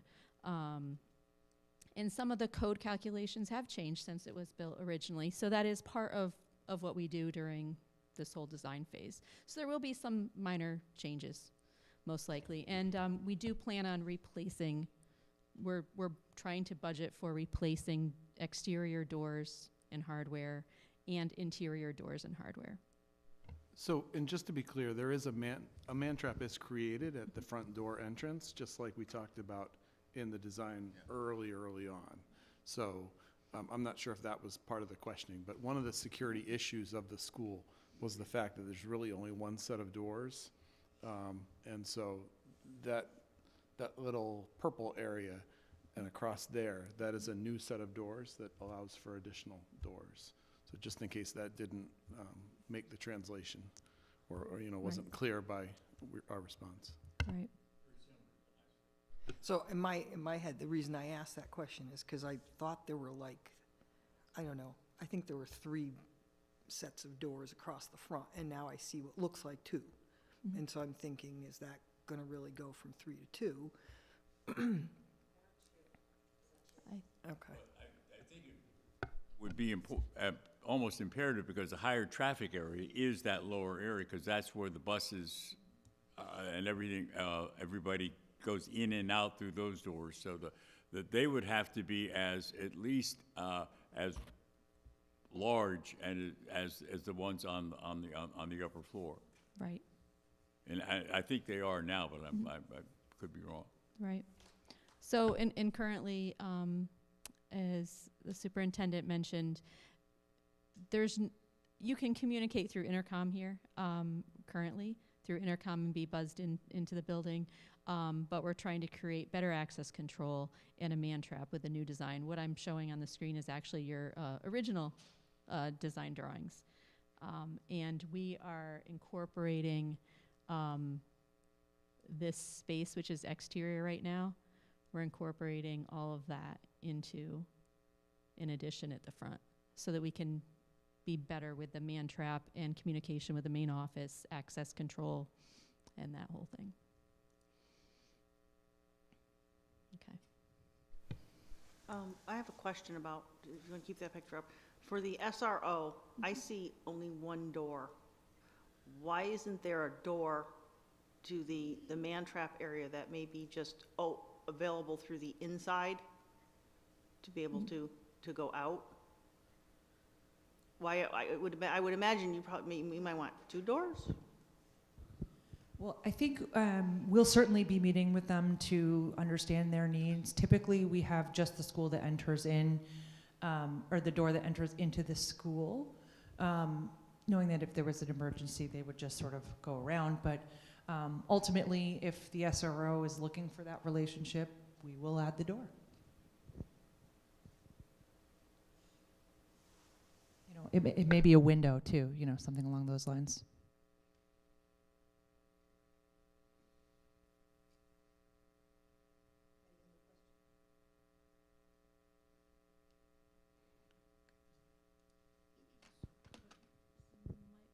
Let's see, we might want to go over the courtyard really quick. Oops, sorry. Oh boy. All over the place. So, your current courtyards are a bit overgrown. There's English ivy on the ground for most of the areas. So those are a couple of pictures of your courtyards. And both of them have a lot of grade. There's a grade change of around 12 feet. They slope a lot. So there is a bit of a challenge when we do look at creating some nice usable space in both of those courtyards. But we're up for that challenge. But we can't flatten them out completely without some major structural work and stuff because of how they're sloped and how the building is built right now with foundations. But our intent is to try to allow for some flattened area adjacent to the student commons or cafeteria area. So this is where the outdoor seating would potentially occur. That's certainly, I think, an improvement on usable space from what above the picture is the same courtyard right now.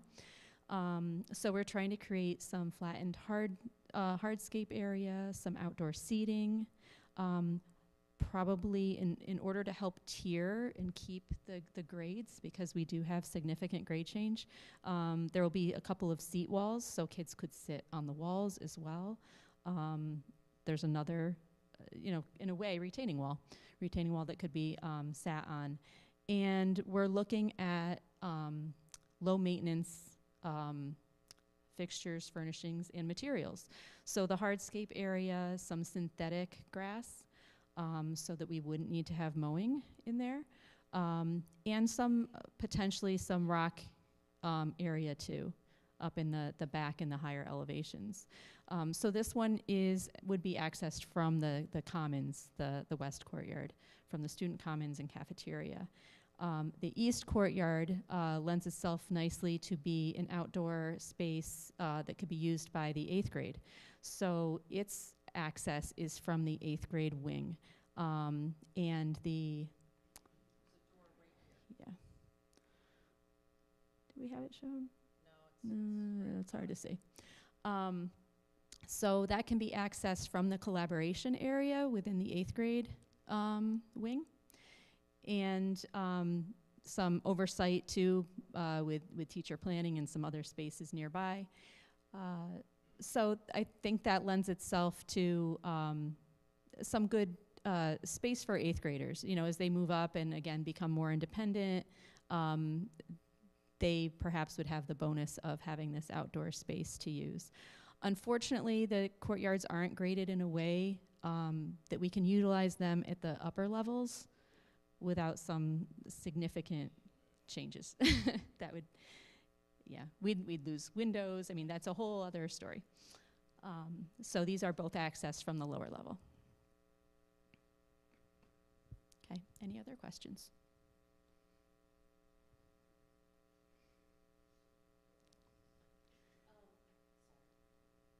I know they also have low growing flowers. They're purple. I can't remember the name of them.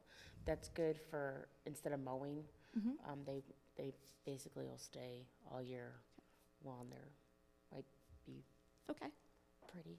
If I could think of the name, I would. Yeah, but we'll look at that. Okay. I've seen them.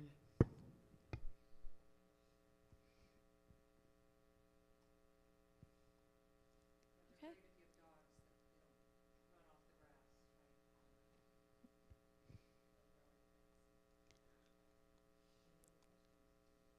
Okay.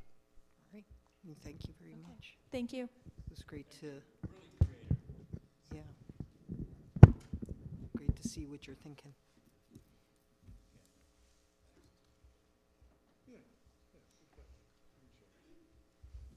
Anything else you have for your report? Oh, a few things, yeah.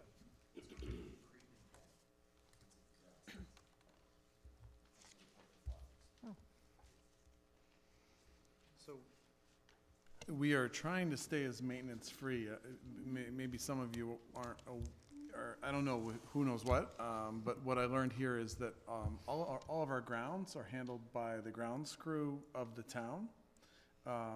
So, and you know, there are some, you know, they do a great job, but there are also some limitations of trying to have an outside crew kind of come through and do some mowing, because you got to come through the school. There's no easy way to do that, and it's not like, you know, we can adjust their schedules to whatever, buy them equipment that. So part of the reason to stay really low maintenance is to try to work within the boundaries of what we have. We don't want to create something that causes more problems down the road.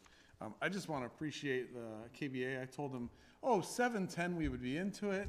Obviously, my apologies. I really did think that was a true statement. So I didn't realize you'd be here for so long.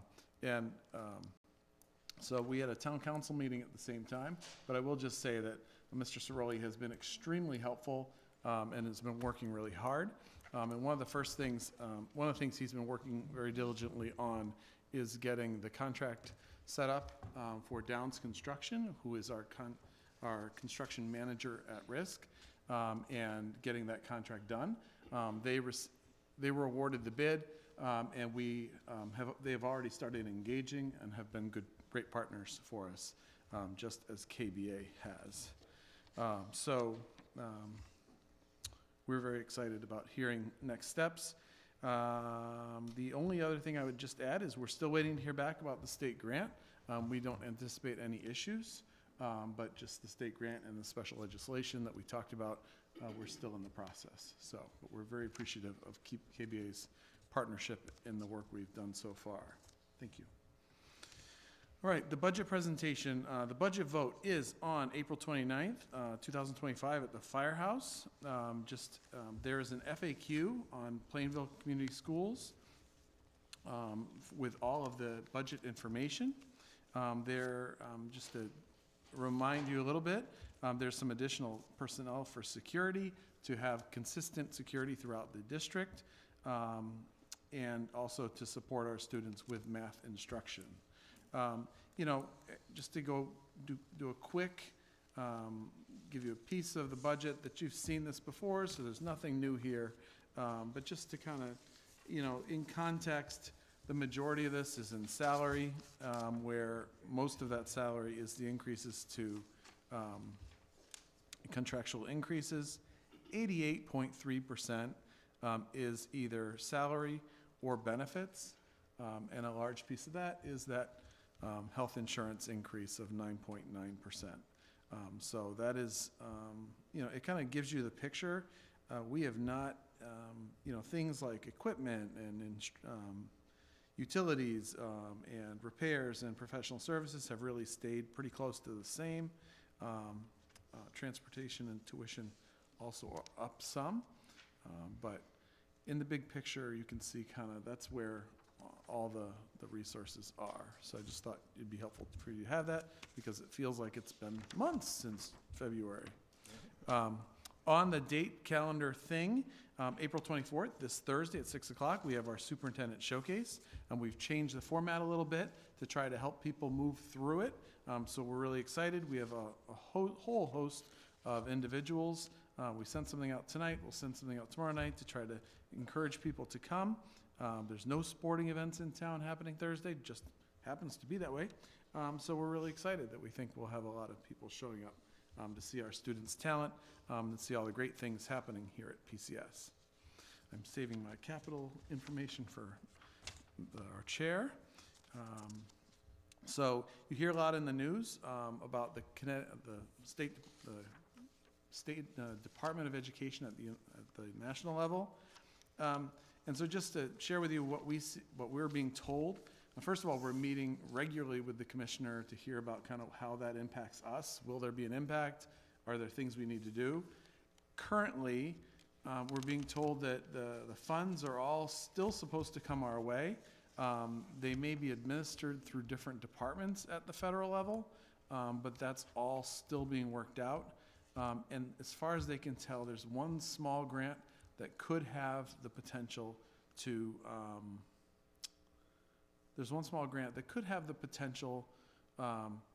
that they would change the use of it. And that's not unusual, that happens, but again, it's a small one of our grants, not one of our major grants. That's what we know so far. Anytime things happen at the federal level, it takes time for it to kind of shuffle down because everybody has to kind of figure out what the rules are. And there's a lot of rules that essentially our Connecticut State Department will need to figure out because it affects them a little more initially than it does us. I'm just super excited. We were able to do some social media work on the Wheeler Invention Convention. They were amazing. I don't know if you saw the video on Instagram, but the kids were just terrific. And they were great at showing what we do and what we do well. We are really trying hard to make sure when we replace our teachers, we're bringing in fresh talent, and hopefully that helps us both in having fresh eyes and fresh support to the district, but also supports our budget goals. So we've managed to make it, one of us or two of us have managed to make it to the St. Joseph's, Yukon, Central, and Southern's job fairs, and met some really impressive individuals. The job fairs, which took a kind of a dive a couple of years ago, have seemingly are coming back, and we were really happy with the kinds of candidates we talked to and were talking with, and sharing with them how much they really want to come here. So I would just say that I absolutely love our arts programs and love our music program, and we are put in an additional art position here at the high school because we support our arts programs. Essentially kind of a timing piece where we had a whole host of things we were trying to work on and solve, consistent opportunities for students to get to health classes, to get to core classes, to get supports and still take part in these programs, all kinds of things that when we asked how the schedule was going, we were looking at. So timeframes, we have been talking with teachers all along, and we shared with teachers, okay, well, we're thinking we've got enough to go and kind of share with you. As I presented, I believe I told you, we were planning to bring kind of the plan. We had a couple little pieces to continue on and finish. Although my understanding 2.5 weeks ago was they were little pieces that just needed to be worked out. So, you know, when we talked to staff, those little pieces apparently became big pieces, and so we said, you know what, we need to take a step back. We're not ready. That's why you don't have a presentation about a meeting, the schedule tonight, because we realized that we weren't ready. We let everybody know that we told them we weren't ready, you know, we're somewhat back to the drawing board. We're still trying to fix some of those issues that we have, albeit it's complex, and scheduling is always complex. You know, and you know, there's always the silver lining. I was amazed, touched by some of our students being so articulate and so able to get up there and thinking how wonderful that is. At the same time, obviously disappointed that we weren't able to make that work. But there's always, you know, we'll figure it out, and we'll get through this too. And because we certainly want to support the community. As you saw in the building plans, we've really tried to address the fact that some of their practice spaces just aren't big enough, pretty creatively, I thought. So that was one of our priorities. So we're really excited about that. And just in case that's not enough going on in town, the townwide art show starts on the 30th, where you can come over to the public library, and they have our students' work on display, and we're really excited about that as well, and I know you know about that. And I know it seems like it's too early, but time has been flying. We ordered perfect weather for the June 13th graduation, and that will be here at the high school out in the field. So we're really excited about that. I know it seems too early to be announcing that, but May is like next week, which I can't believe, but apparently it is.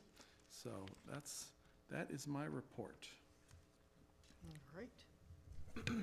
Madam Chair? Yes. Just a clarification on something, please. Based on the operating budget increase you sent, passed around, where does CABE fall in these categories? So under dues and fees. Okay, because as I recall, correct me if I'm wrong, Sam, we're paying approximately $14,000 in fees this year. It's increasing to $17,000 next year, 17 something. Is that correct, or has that been adjusted, or I'm just trying to go by memory here? I recall 14 going to 17, so that's why I'm kind of wondering.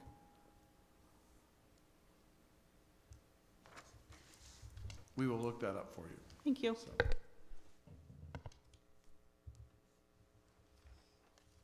Anything else? All right. Let's see. This gives us to our board subcommittees and finance and facilities. Is there a report, Mr. White? There is no facilities report. There has not been a meeting of the Facilities and Finance Committee since our last meeting. There is a tentative meeting set for the 30th after the curriculum meeting. Gotcha.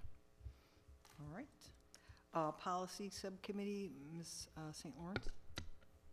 There's no report, no meeting. All right. And curriculum, I know we have a meeting set up the 30th. Okay. Do not have an outreach report, and that brings us to our Plainville High School PAC liaison, Mr. White. The PAC has not met. It's meeting on the 14th of May. I do believe they do have a bottle collection coming up this Saturday as a fundraiser that will be here at the high school. It's also scheduled to rain on that day, so I don't know what's going to happen, but that's the extent of that report. Thank you. PTO liaison for Toflon is vacant. If anybody is interested, let me know. I believe that they meet pretty frequently virtually, if I'm not mistaken, unless that's changed. But if anybody wants to take that on. PTO liaison for Linden, Mr. Bruzis. Unfortunately, I was not able to participate in the last one, and I did not receive a report. All right, thank you. And the middle school, St. Lawrence? Yep, so the MSP PTC met on Tuesday, April 8th. Just talking about all those end of the year stuff already, because it is almost May. They've got a Chick-fil-A fundraiser on May 1st from 5 to 8. 15% of proceeds will go to MSP. The excitement on that Tuesday meeting, they were talking about the spring dance. They had a glow-in-the-dark theme dance on April 10th. It sounded like a lot of fun. And their next meeting will be Tuesday, May 13th. Okay, thank you. And Wheeler Elementary, Ms. Buchanan? Thank you. Sorry. The next Wheeler PTO meeting is at 5:30 this Thursday, the 24th. It is a half hour earlier, probably because of the superintendent showcase. That's me making an assumption. So 5:30, the 24th. The May meeting, just a moment.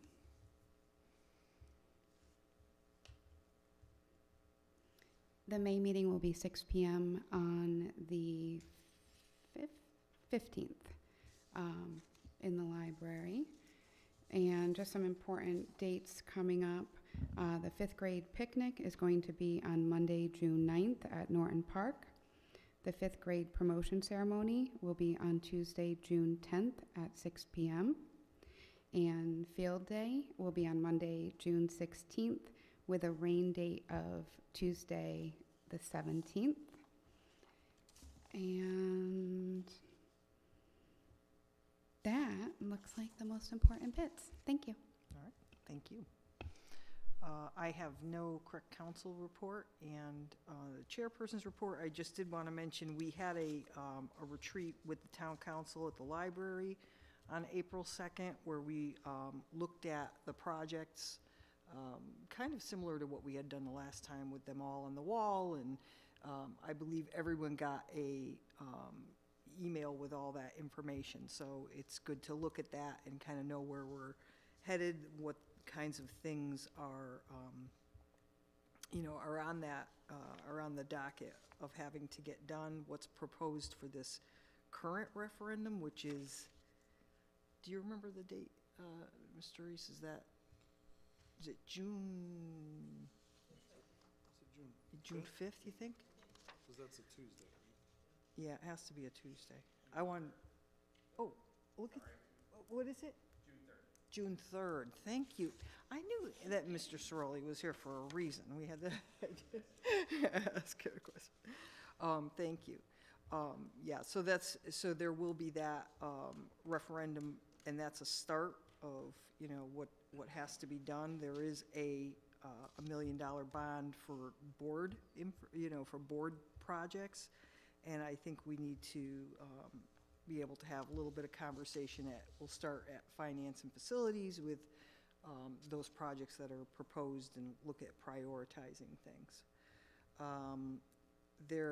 This is also, from a long-range plan kind of perspective, there'll be more of these bonds throughout the years where we're looking at this list. So this is really a great, we used to have that kind of system. We kind of got away from it. This is a really good way of doing things, making sure we're keeping up with what needs to be done on both the town and the board side, and making sure that we have the bandwidth to take care of the things that we have to prioritize. So if anyone has questions, I do think we'll be dealing with that at finance and facility with a little more detail. The budget vote, as was mentioned, which is just next Tuesday, the 29th. So you can encourage folks to get out and vote. There is the FAQs on the town website, which is, will answer a lot of questions for people. And I wanted to thank all the folks who came out and spoke to us this evening, especially the students. It's always great to listen to them come out and advocate for themselves, and makes us proud. And I think that's it for my report. Takes us to unfinished business. We don't have any. New business, board open forum. Who would like to go?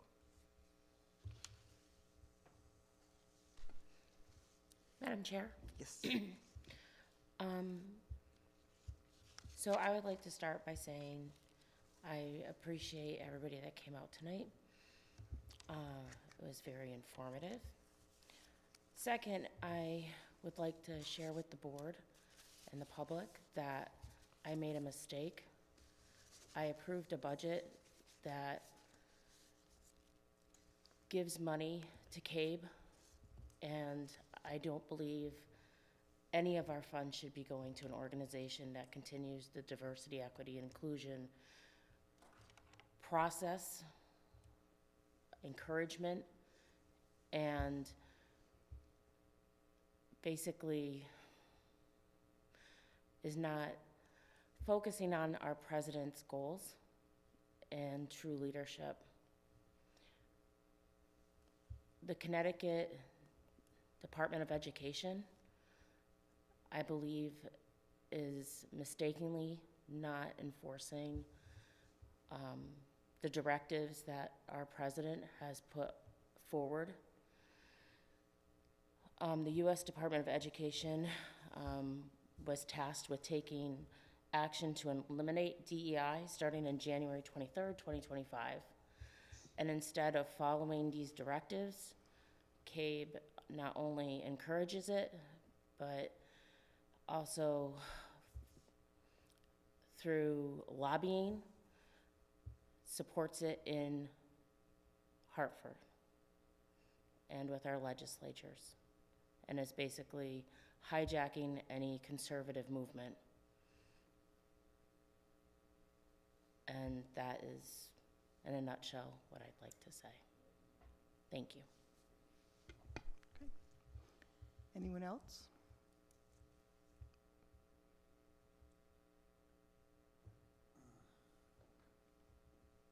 Going once, going twice? I wanted to speak on everyone coming here to talk about the music and arts. I was really moved by it. I played the trumpet for 12 years. I played it in the Yukon Marching Band. So it was really cool to see the emotions. I get the impression that there was a threat that was felt by the music department. And I understand how rumors generate and that. I teach high school, I see it. I also understand that a lot of people felt a threat, and that was pretty clear to us tonight. And I think that, I just want to say that communication is very important. And for that threat to be felt makes me wonder how it was, the idea of a schedule change was first proposed. Was it felt like this will happen, or this might happen, or this is what we're thinking right now, and we're generating ideas? For that many people to feel a threat and take time out of their night to come here says a lot in terms of how this was communicated. Thanks. Thank you. Madam Chair. Anybody else? Yes. Thank you. First, I'd just like to congratulate our two PCS All-Stars. Congratulations, is it Ms. McGaw and Ms. Merkel? So well done. I would like to follow Mr. Wasley and thank everyone who came out and spoke this evening, regardless of our feeling on the matter, especially seeing so many young people, to Mr. Reese's point, get up to the microphone, especially so well-spoken and articulate, is wonderful to see.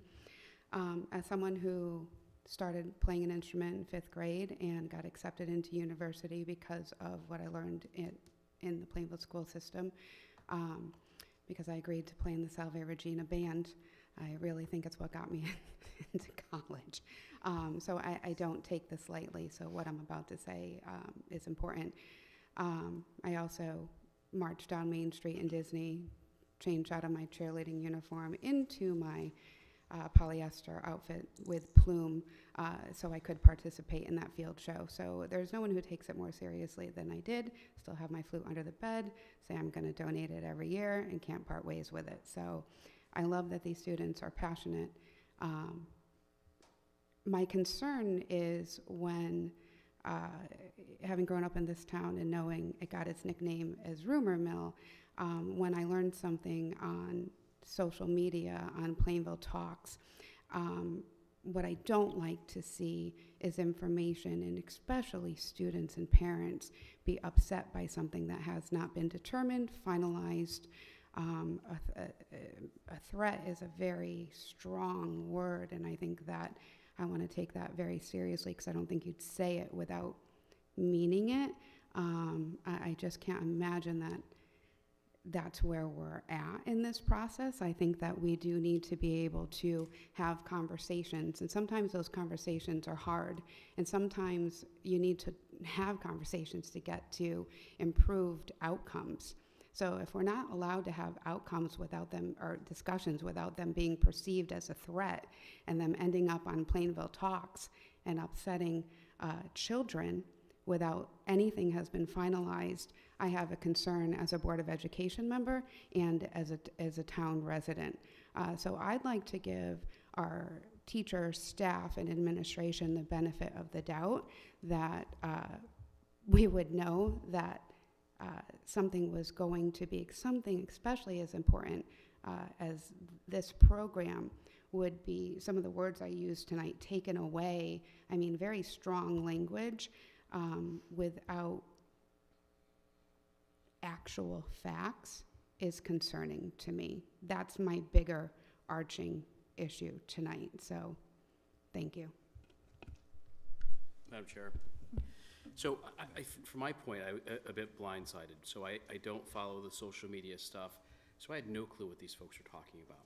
And so from my perspective as a board member and as a parent, not knowing the context of all this stuff was a bit unnerving to hear the students here. We got a little bit of drip and drab via email about it, but that was it. So to understand the scope of what was happening behind the scenes, to help us have greater understanding and the picture of what had happened behind the scenes, I think would have been really helpful for us as board members to really understand, for those of us that choose not to follow that stuff on social media, so that we're objective about things rather than being biased on things that folks oftentimes have no clue what they're talking about on social media. Yeah, Madam Chairman, I would just like to add that I was actually really pleased to see about 20 people take time out of their lives to come here tonight and speak their mind on the importance of music, and how, yeah, anybody who knows me know that's something important in my life. But I take this as they came in, and I was particularly impressed by the fact that some of the jazz band who was rehearsing tonight took some time out of their rehearsal, came in to support the kids from the middle school who were coming in and very eloquently speaking on their feelings and bringing to our attention the significance that both band and choral music plays in their lives, and how important it is to our community. And 2 or 3 of our students, Paige being one, pointing out the fact that our better students scholastically are students with more music in their background. So this is important, and sometimes we take the arts as something that just is nice to have in our lives.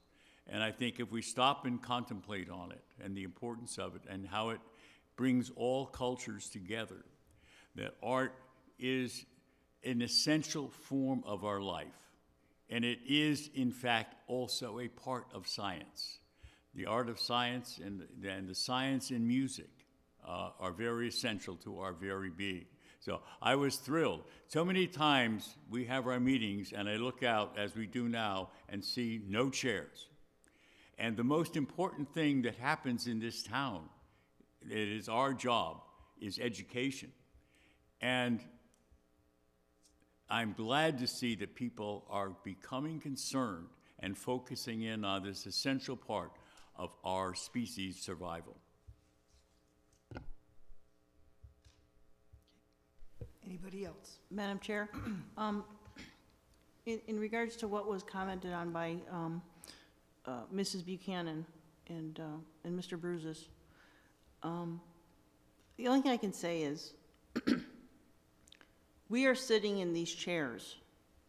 Out of the 9 of us, there's 8 of us sitting here.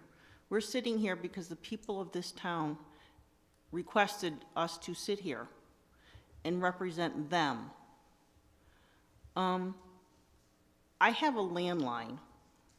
It's, the number's available. You can look in any phone book, look online. The only thing I can suggest to folks is if there are concerns going on, and please don't hesitate to contact one of us, because we're here for you. I could do other things on a Monday night at 9:30. But we are your representatives, and that is our job. And I can honestly say, for the 8 of us sitting here, we take that very seriously. So if anyone is concerned about threats or anything going on, reach out to one of us. Some of us still have children in the school system. That's what we're here for. We can't help you and represent you if we don't necessarily know what's going on. So, you know, I spend a lot of money on a landline, and lately the only thing I've gotten are spam calls. So I'm saying this with sincerity. We're here because you asked us to be here to be your representative. So if there are concerns, don't hesitate to contact one of us. That's our job. That's what we took on to represent you. Thank you. Thank you. Anybody else? All right. So, and I would just say, to add to, you know, just not to necessarily clarify or anything, but to what Roberta just mentioned, call the school district. You know, start with your child's teacher if you have a question, call your principal, call the central office if you don't feel like you're getting information, but don't go to social media, because it turns into a big mucky mess, and we all saw that's what exactly happened. And you know, while you think it doesn't harm anybody, it obviously upset quite a few folks, right, to the point where they felt like this was, you know, an imminent thing that was happening, and they had to come out here. So that's unfortunate. Now, it was nice to have so much passion, but we would prefer it not to have happened in this way. That's all I'll say. Okay. We're going to move on to the 25-26 school calendar adjustment. So we have, you want to explain it at all? Is there information going with that calendar business? So this is an easy one. So when we did the final version, we knocked off the last day, so you only have 180 days. So we added 1 day. It just adds 1 day in June, and to make it 181. So when we had done some of the shifting around that we did to try to meet all the needs, that was the issue. So it's literally adding 1 day in June, and it stays before the weekend, so you don't go into another week. So it's pretty harmless, but we wanted to go through the technical thing of having you approve it. So, Madam Chairman, I would move that we reapprove the budget for 25-26 school calendar year, adjusting the graduation date from June 11th, 2026 to June 12th, 2026. Okay, we're adjusting the calendar.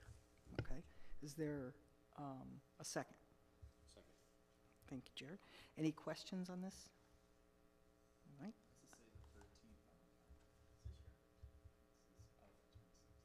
Gotcha. That's for next year, yeah. All right. Any other questions? All right. All in favor, please say aye. Aye. Any opposed? Thank you. And now we have the field trip to Little Italy and Italy. And Madam Chairman, I move that we approve the field trip. This will be for the ECE Italian class at Plainville High School to visit both Little Italy and historic Boston on the 29th of May, 2025 at 7 p.m.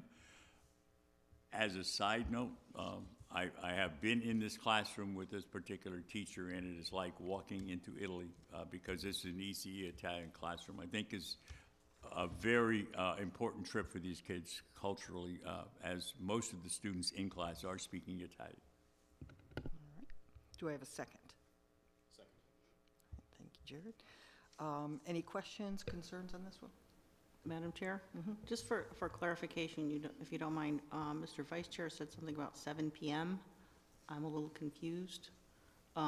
And was this paid for by the students, or did they do fundraising? Or is this paid for by the school? Can't answer any of those questions myself. There's no cost to the student on that. So how's it being paid? We'll find It says here on the application or whatever that it's the National Honor Society account and fundraising. Okay, thank you. I think the Italian Honor Society. Did you say 7 PM for any particular reason, Mr. White? That's the return time. Oh, Thank you. I was just a little confused. Departure time is 6 a.m. gotcha. Long day. It's in the packet that we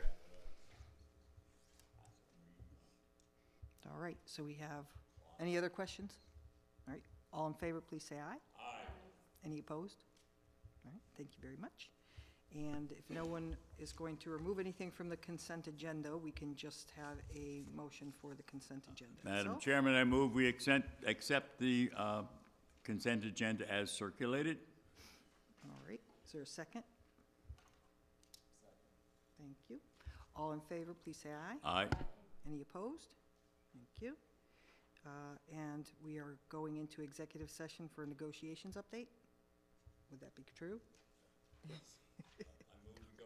Madam Chairman, I move we go into executive session and we invite the Director of Business and the Assistant Superintendent and the Second. Superintendent.